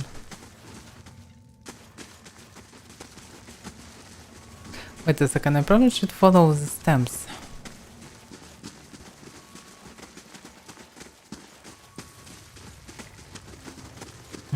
Yeah, but there were a lot of blood here. Few footsteps there. When blood is there. The footsteps leading into this room. Oh fuck. Yeah, they just sacrificing non-stop. How this tribe is still alive? Archdruid Rishtin. Yeah, he definitely looked different from others. And he can be the leader of the place. He's definitely the leader of the place, plus he's probably the dwarf that I need to kill. Flows, so shall your essence. Your life's energy shall feed the soil, and your soul's energy shall enrich the community. This is by your own choosing, supplicant? A dwarven man stands on a raised platform. Beneath him, an elf lies prone on a stone table. As you get closer, you hear the dwarf speak in a gravely monotone. Yes, the elf voice is high but even. The dwarf grips a hatchet with both hands and raises it over his head. He throws his shoulders forward and swings the weapon into the elf's chest, connecting with the immediate thumb.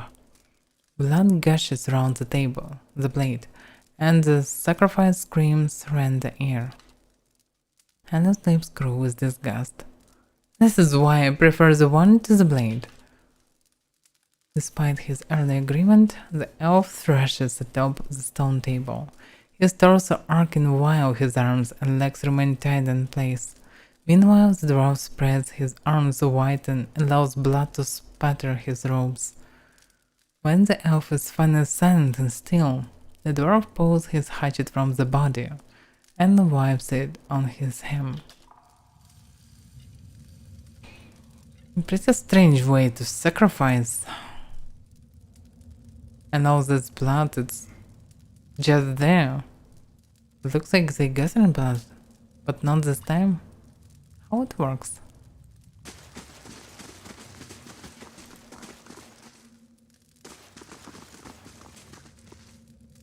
Doesn't look like something right.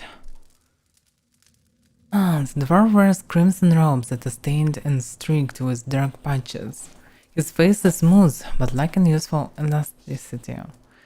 It is as if the lines and wrinkles have been formed and erased many times over.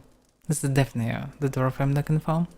He watches you with eyes like two black beads as he wipes his hatchet on his robes.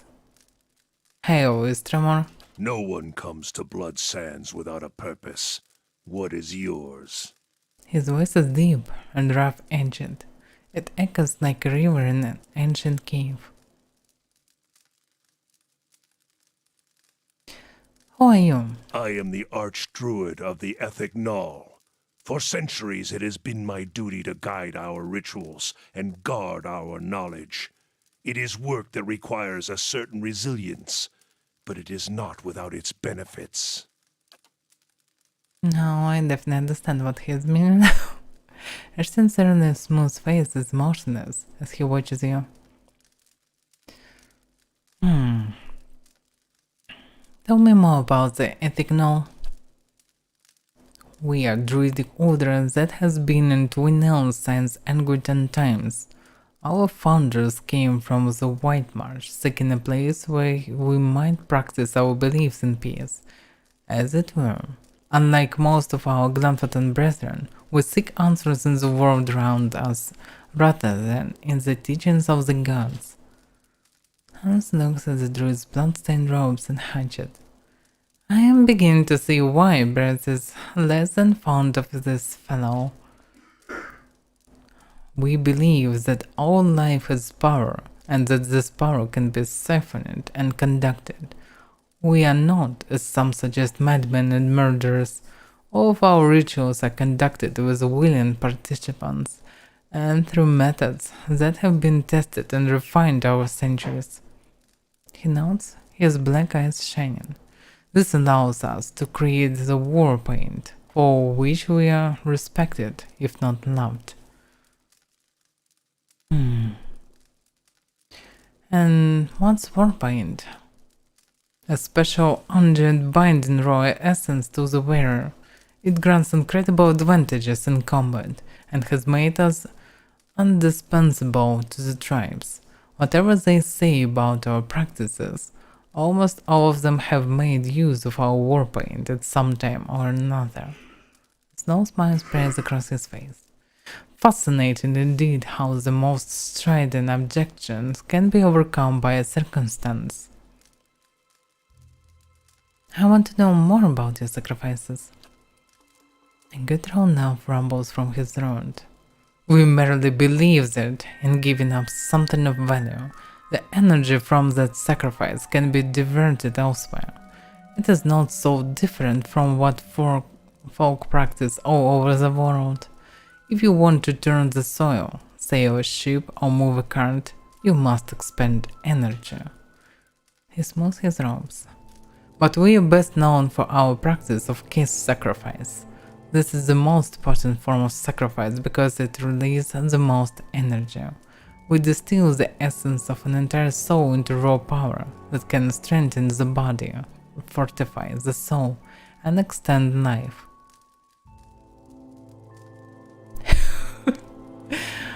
I doubt that I can buy war paint, and I don't want to. How are you different from the awaites of the Golden Grove? A dry laugh rushed from his throat.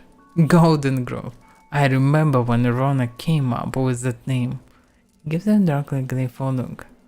Used to be as green as the rest of the forest, you know? We are most similar than they'd like to admit. We both believe in achievement power without the double-edged aid of the gods. But their fantasy is pure creation, something from nothing. They blind themselves to the fact that all life from the mightiest dragon to the slimmest blade of grass require death, and the greatest ends require the greatest sacrifice.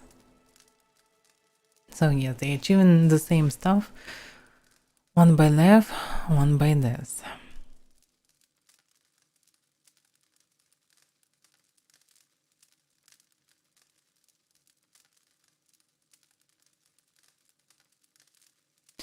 Some sacrifices are simply too costly. Many agree with you, and many float from one life to the next, leaving out a finite stock of years and accomplished nothing. And so I wanted to know. Dressing nearly smooth face is motionless as he watches you.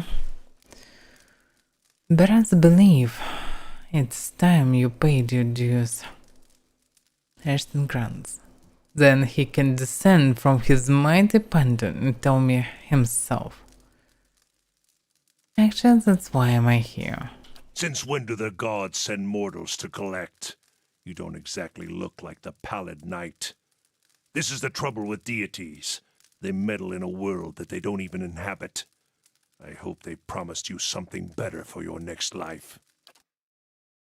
Oh yeah, now I need to fight with all of them, and I didn't even rest.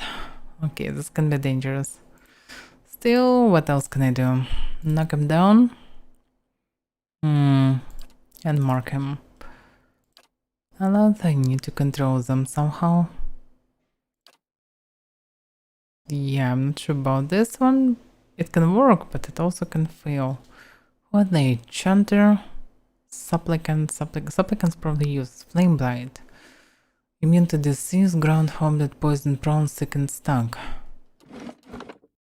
I'm not sure about using really powerful spells right now. Yeah, just drop some confusion.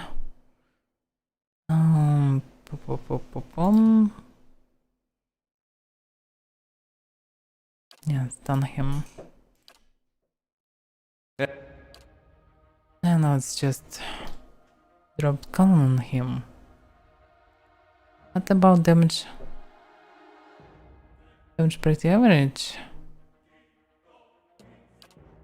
Oh, still not bad. He is dead.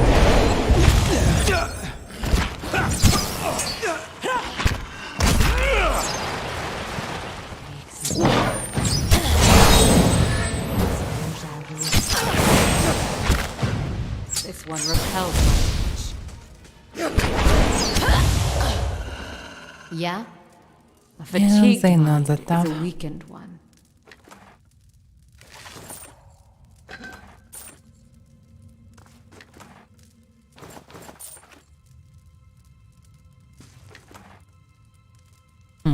Unique saber.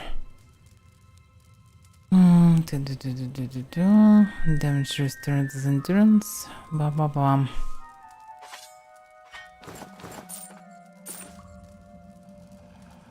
Streaks of red-brown blood and globes of tissue have worked themselves into the mirrored grooves of the stone. Right. What a nice place. It's okay, I just need to clear it. Looks like I will not have any problems with this.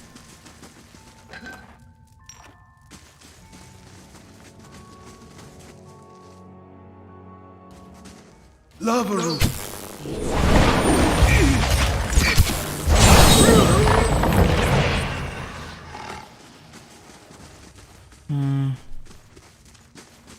Yeah, it's the ground.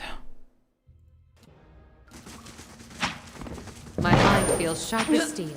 Damn, they're just commoners. I feel myself ashamed by killing them. But what can I do?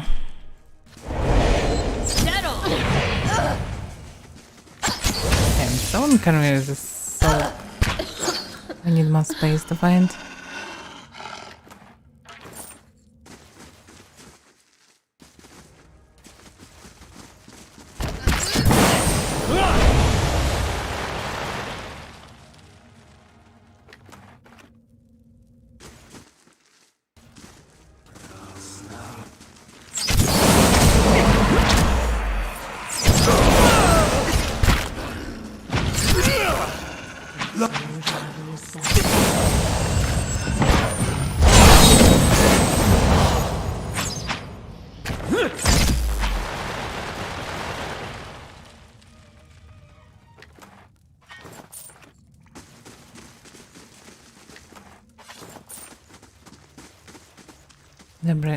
Okay, the same.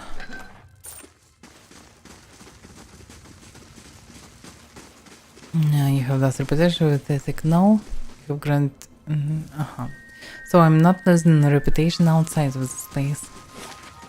So it's okay.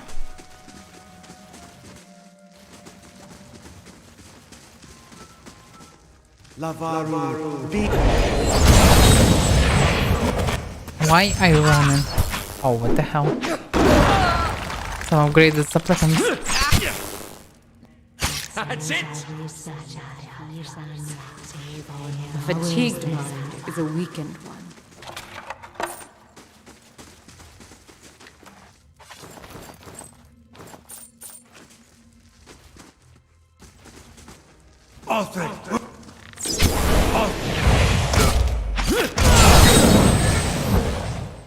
Actually surprised that they're such weaklings. Especially because I already raised the difficulty for this place. And they are still weak.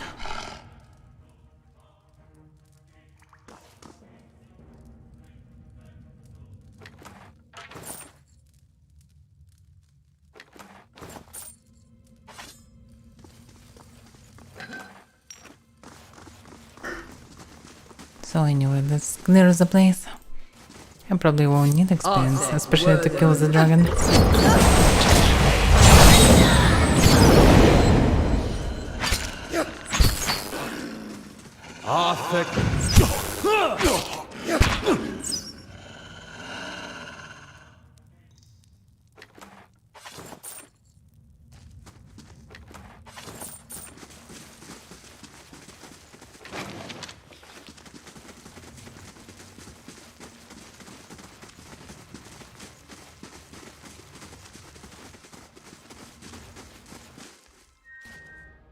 I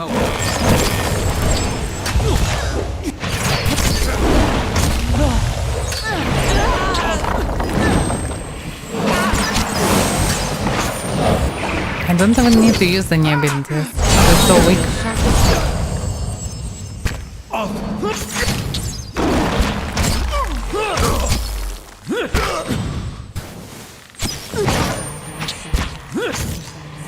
I'm surprised they focused me a bit. It's not that critical. Yeah?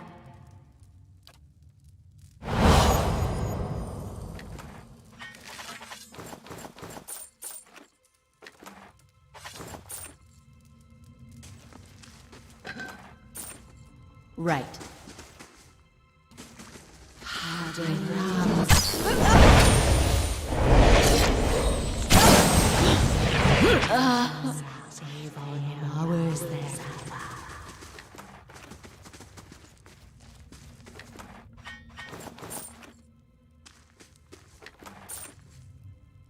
Eyes. Yeah, it probably can be trapped.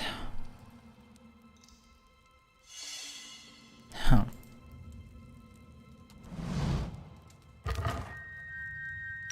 That I shall was do just as a you crumb. ask.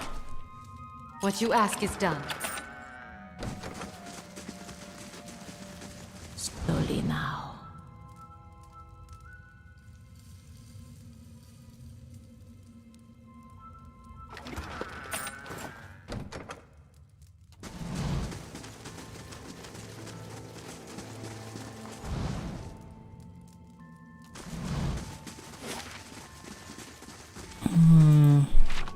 Oh, the place still didn't clear it for now.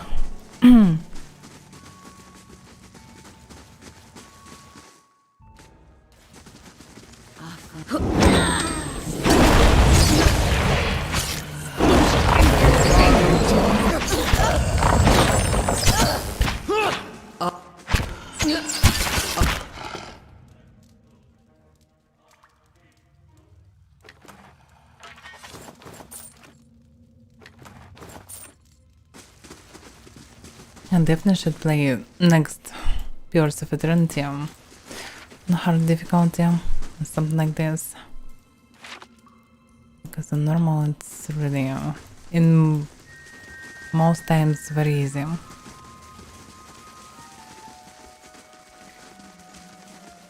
course, maybe a second game will be different in these terms. But basically, it's still easy.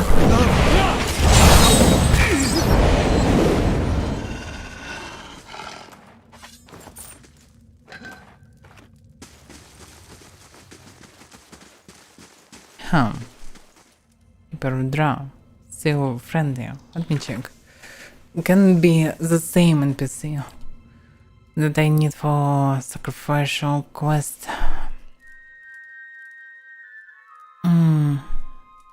Keeper of Draw? Yeah, this is the same morning. Priest. Well, Draw hands turn to you, but she seems to look past you through clouded eyes. I have heard the screams of the others and smelled their blood in the air.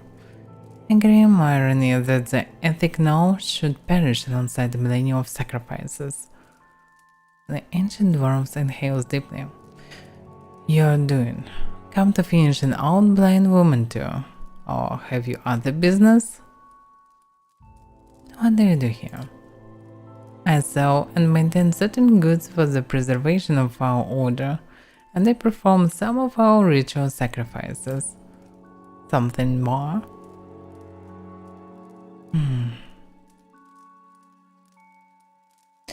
Yeah, first of all, I'd like to see what they have for sale. Yeah, I can buy potions, so...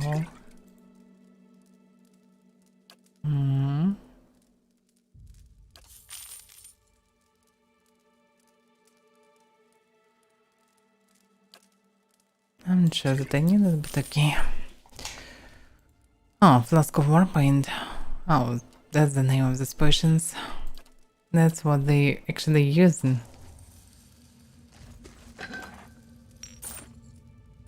So... How does the sacrifices work? Like, any worthwhile ritual is too complex to explain in details. It involves clothing the supplicant essence, binding it to their life's blood, and drawing it into a container or vessel. I couldn't tell her anything actually. Dogs maker quest. Okay, let's say endurance for some reason.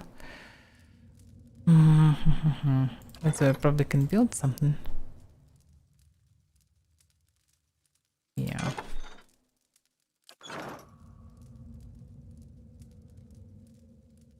Okay. What can I do? What can I do? What can I do? I can just focus on kill him as one of this place. Should I? Let's save, just in case. I don't want to fight with house settlement because of this. Because it will be ridiculous. They can know this. Quest failed. Don't give a damn about this quest.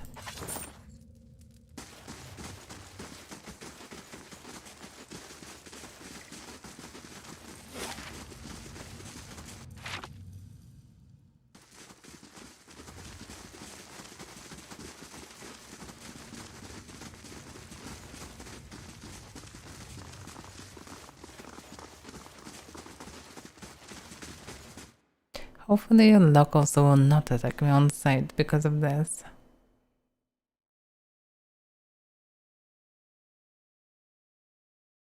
Because it probably will be hard to explain. It'll be hard to explain that God told me to do so. Please don't blame me. Oh. So, now I need to deal with the elf woman. For this purpose, I need to go through this.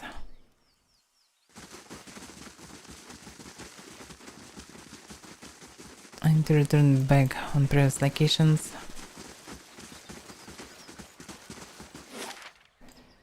So, I'm sure, yes.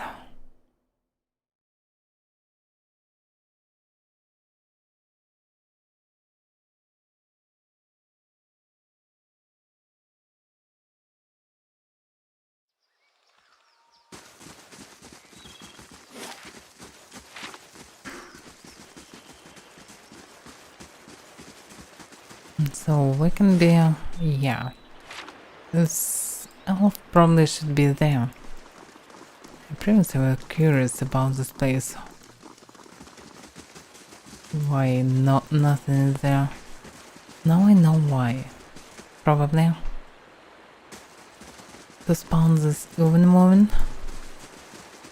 Yes, I was right.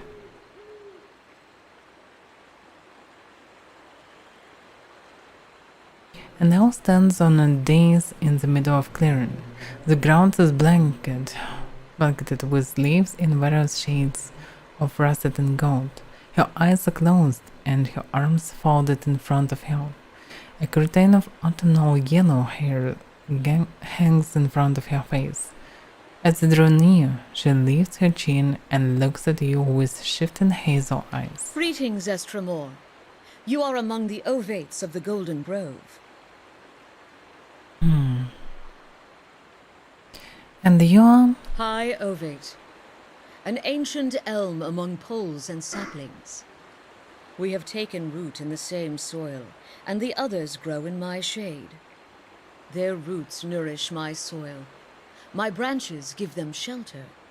Together, we grow. Her eyes pulse with a deep summer green. Your essence churned like an eddy in the stream, Mr. Moore. Speaks a question on your soul.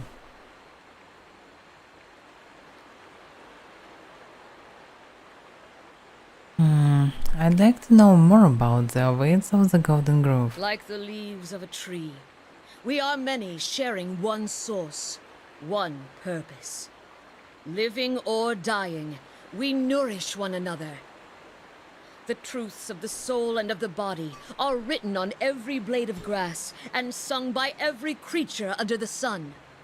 We learn these truths and sing them back. Ours is not the song of the gods, but of Avaira. This is why many of our numbers study the discourse of hers and inhabit the skins of beasts.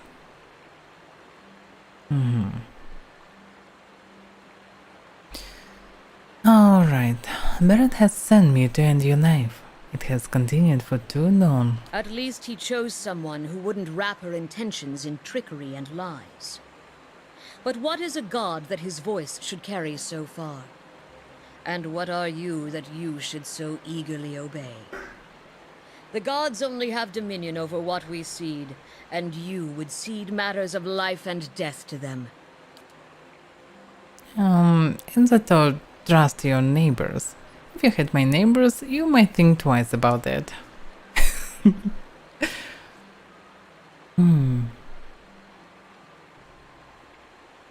Are you any different? You extended your life beyond its natural span. Through work and wisdom, the greater the tree, the more fruit it may yield. She nods that there are weeds gathered in the clearing. They are vines clubbing an ancient elm into the sunlight. My growth sustained them. Should our harmony fall prey to a god's jealousy? We should not be slaves to the whims of the gods, but I find it hard to see what her followers gain from this arrangement.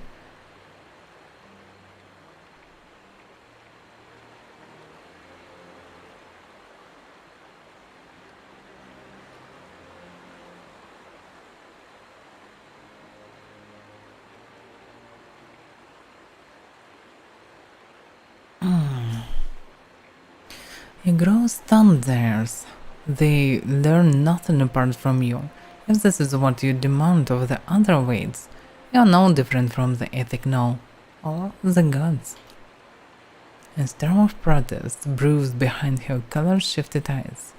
She says nothing for several seconds, but you see the fury slowly drains from her face as her eyes fade to the brown of dead leaves.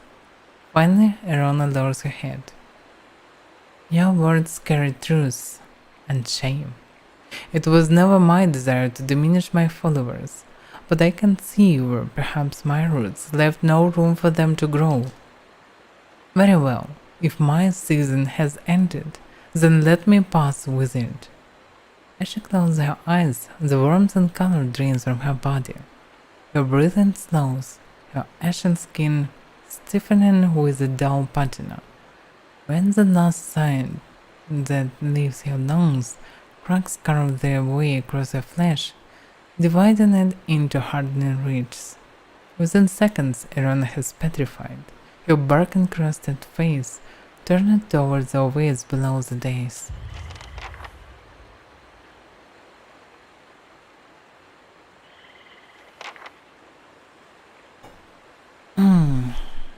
So it's done. Okay, now need to return to the tower, and I need to pray to 3 gods.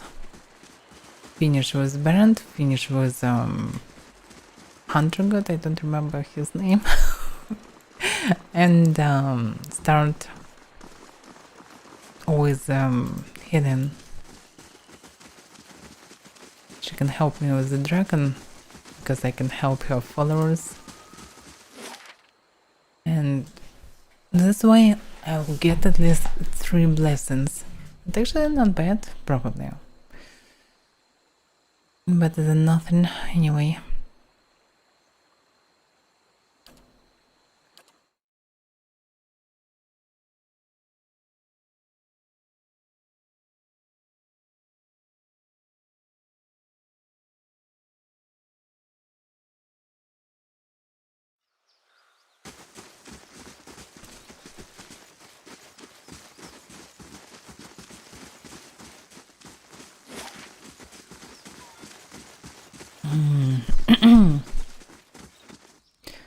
Put on home.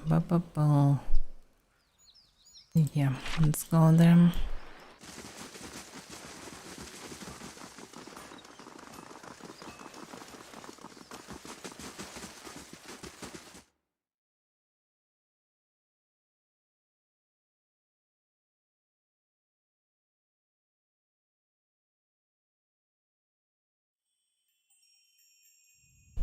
So, let's finish with Berend.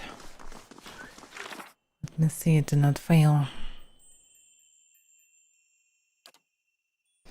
Don't Berend their Evron. Archdruid Reshten and Highway Derona are both dead. I can pray to Berend and dear Evron to receive my reward. Okay, let's do so. Pray to Berend. As you pray to Berend you again find yourself on the road. Squinting into the distance, you see a short, pale figure waiting for you. At first, you think it's another vision of Archdruid Reshten, but then you notice the figure's skeletal frame and Richter's grin. He stands in front of another skull gate, but the way leads down, not onward. He beckons for you to approach. It must be the usher. His voice is low. Behind you is a woman, her skin milk pale against her black hair. She wears a suit of armor so dark it seems to suck the light from the stars. The road winds up a mountain behind her. A toll, traveler. She holds out a hand. And the Pallid Knight.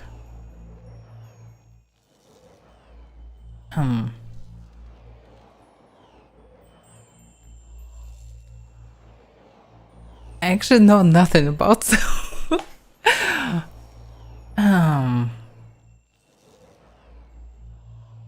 This is weird. Yes, I started it in 2020.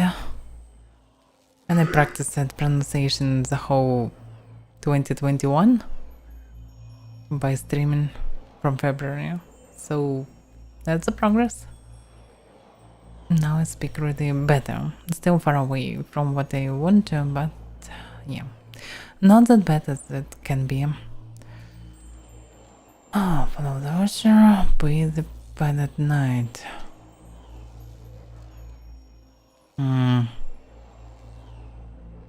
Damn. So what choice do I have? Point in the distance, a short pale figure waiting for you.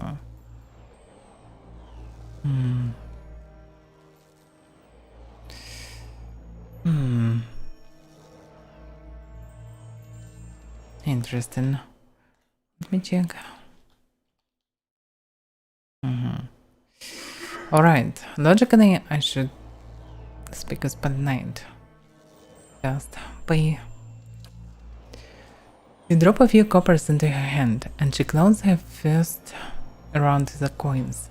You instantly feel a small weight added to your purse. The Lord of the Throne demands it of all, but he lent generously, that all might travel his road again. Behind her the ocean grins his lipless smile and waits. The road bursts into the mountain, and you find yourself in a gigantic cavern. The ceiling curves up and away, and it's dotted with moisture. At the distance, the shining bands look like stars, clustering scattering in constellations. The usher and the Pallid Knight lead you up a trail carved into the edge of the cavern. Two identical cave mouths wait up ahead, and you follow the usher to one of them. Standing at the edge and gazing down, you see an endless, ever-changing plain, bisected by a road. On the end, you realize that you are no longer on the road. As you follow the road to the point where it disappears below you, you realize that you are standing in one of the eye sockets of a massive skull. The usher points to the road. Archdruid Reshten appears below you. He is just as you remembered him, stern and smooth-skinned. Yet with each step along the road he grows, swelling with blood and essence. His heavy steps become slower and slower, until he stops altogether. His distended body fills the path completely. You met a dwarf traveling this road. What did you do? What a question. It's not just a dwarf. Oh. It's good that you can understand me. It's probably the main thing when you listen to someone. So,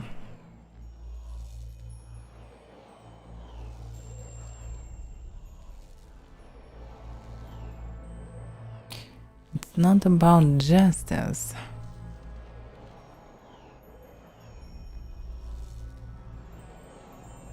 Yeah, it's not about justice.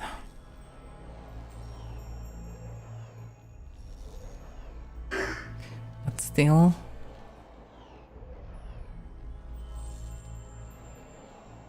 yeah. It is the destiny of all mortals to die. I fulfilled the will of the gods. The pallid night flashes stout against her skull. She nods once, barely deep in her chin. It is also destined that all should be reborn, that their essence circulate. As Reshton's swollen body ruptures, the effect is like a dome bursting. Ghostly figures as hazy and indistinct as the wisps of smoke continue along the cleared path. Some tumble and rush along while others amble and drift, but all continue forward. The usher directs your attention to another figure moving down the path. This time, you see high-overweight Erona. As she follows around, her movements become slow and erratic. Her legs creak with each step, and her feet grow long, thick roots that burrows into the ground. She finally stops, rooted in place. You found a tree that had lived for centuries. Its roots were deep, and its boughs sheltered many. Why did you cut it down?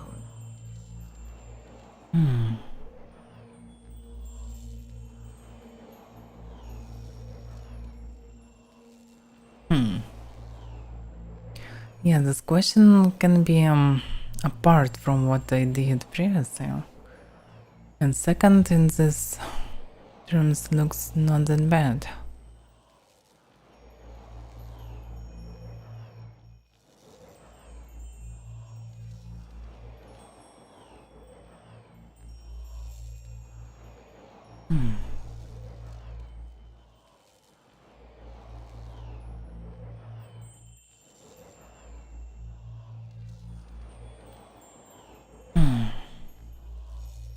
Damn, this a bit more tricky.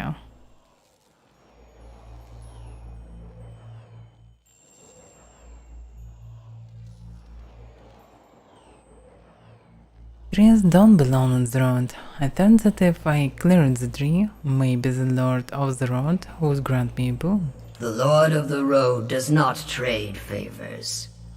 He grants passage and extracts his toll. Nothing more.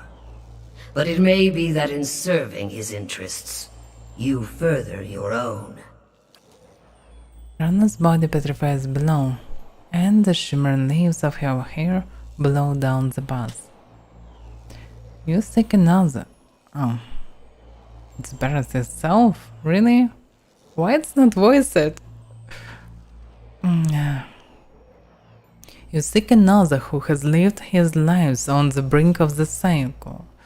He sits on the inside of the wheel, observing its revolutions.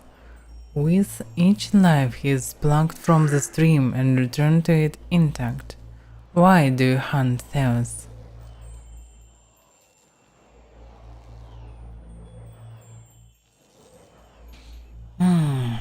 Yeah, probably better not to lie to the deity.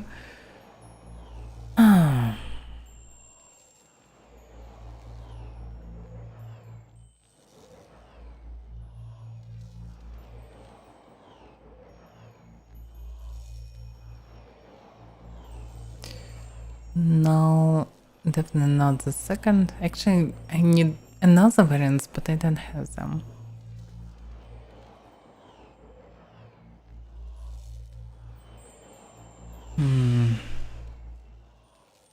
I seek a resolution. In confronting him, I will put an end to the pain he's caused me. The only resolution is a clean slate. An end that leads to a new beginning. The pallid night inclines her head. Starlight gleams off of her hollow cheek. Free yourself from the man that haunts you, the memories that haunt you.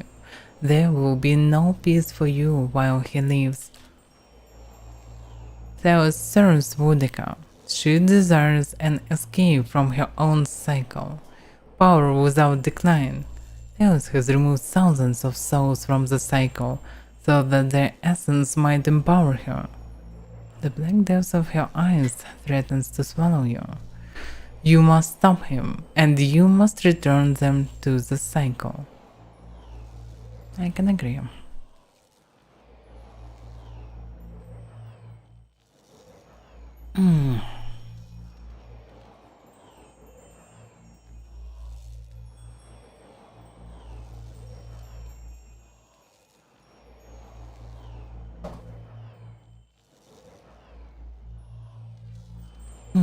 But why does Wunika even need Theo's help?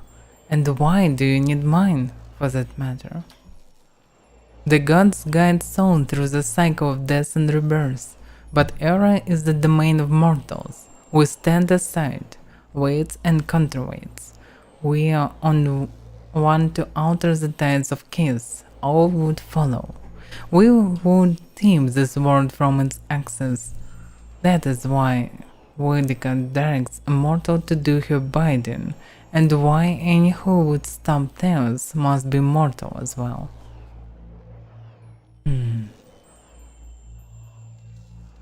Yeah. And what end would it serve to send the souls back into the cycle?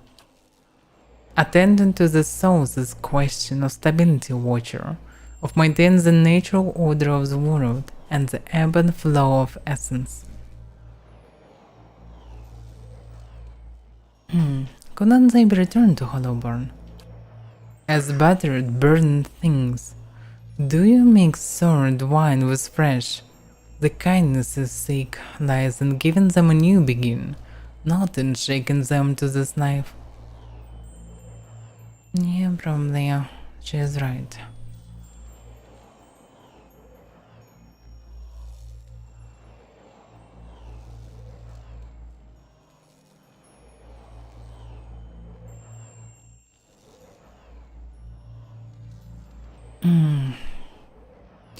Yeah, probably better not to speak with the god of cycles about their monotonous changelessness and so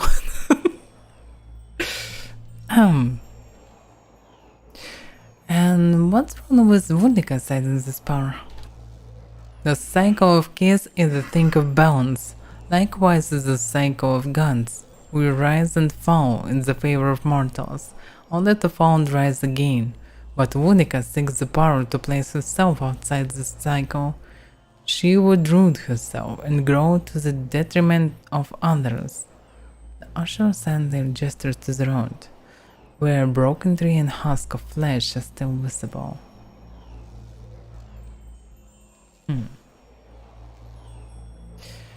Way to choose in consequence. It's actually still 0.1. You mean it will affect second game? Maybe?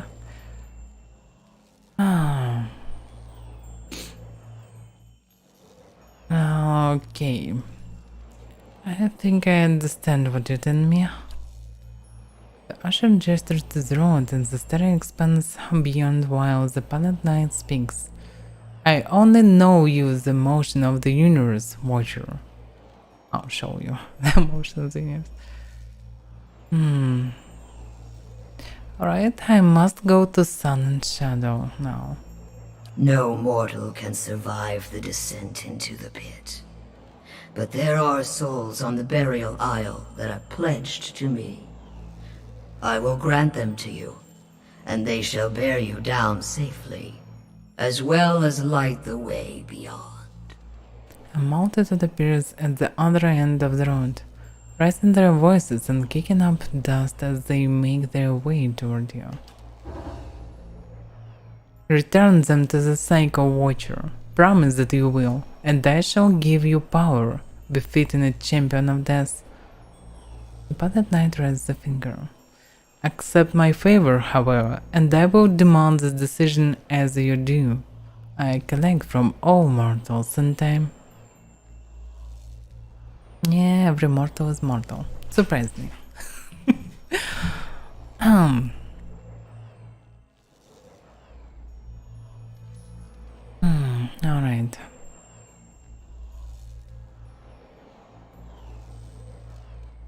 She's actually right to return souls to the cycle.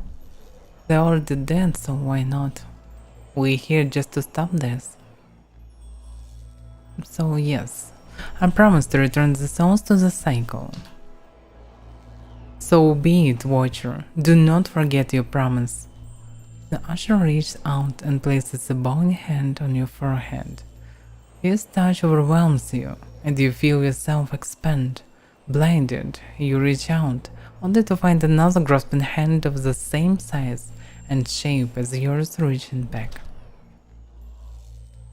Press 1. When at last you open your eyes again, you are standing in entire Everon, filled with Baron's power. So I wonder about other quests. If I need to do a promise each time, I'm not sure that I want to pray for others. It looks like I already can go through this hall, so I'm not sure that I need to pray to other gods. And this can be dangerous. It's not only I need to kill dragon and so on, but I probably still need to kill dragon anyway, because dragon is immortal, he killing people, but...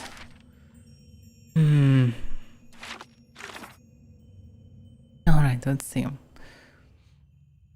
So... Versus please that both druid leaders have returned to the cycle, the god has promised me safe passage to sun and shadow, and supported my pursuit of Theos. The main problem is, you choosing your god, especially if you priest, at the beginning of the game, when you know nothing about the game, about the gods, about all these deities, their dedication, their nuances, and so on. So actually, as a priest of Baron, I didn't have other choices anyway. And I'm still not sure that I chosen right. But most I can agree with this god, but this god is just a function. A god of cycles. Okay. Basically it sounds good, like a god of life and death. It logically should affect everything in this world. The only problem, it affects on like a function. Just, okay, cycles are good, you should, when you grab your soul at the beginning, you should place it back into the cycle when you will die. Be a good boy and place your soul. Something like this. It doesn't sound like a cool deity, actually.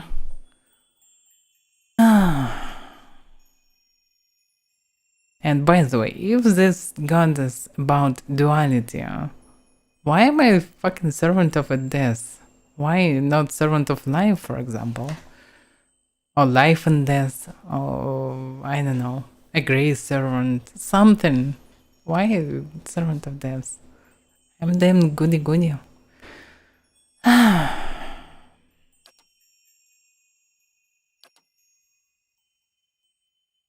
Alright. We have what we have, so I anyway need to face consequences. What about other quests? So storms.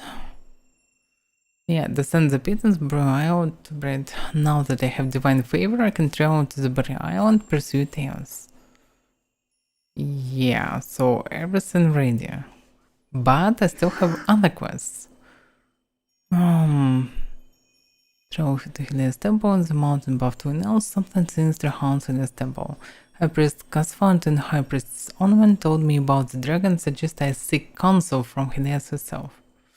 But counsel is not a promise, so yeah, maybe I can do it without additional promises. Yeah, probably a promise will be for the bonus power, so I just should avoid any promises. Grace Sniper.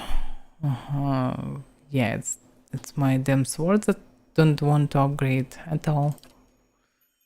Then asked about the clouds. Versus the tribes. Expedition, yeah, it's different. What about this quest with Lion? Yeah. I've resolved the stalemate between the beasts. This one will want to know the outcome. Yeah. I did it. Yeah, and I heard that I need to now to speak with the deity, probably. But okay. Alright, I can deal with this later anyway. But it would be funny to speak with Abaddon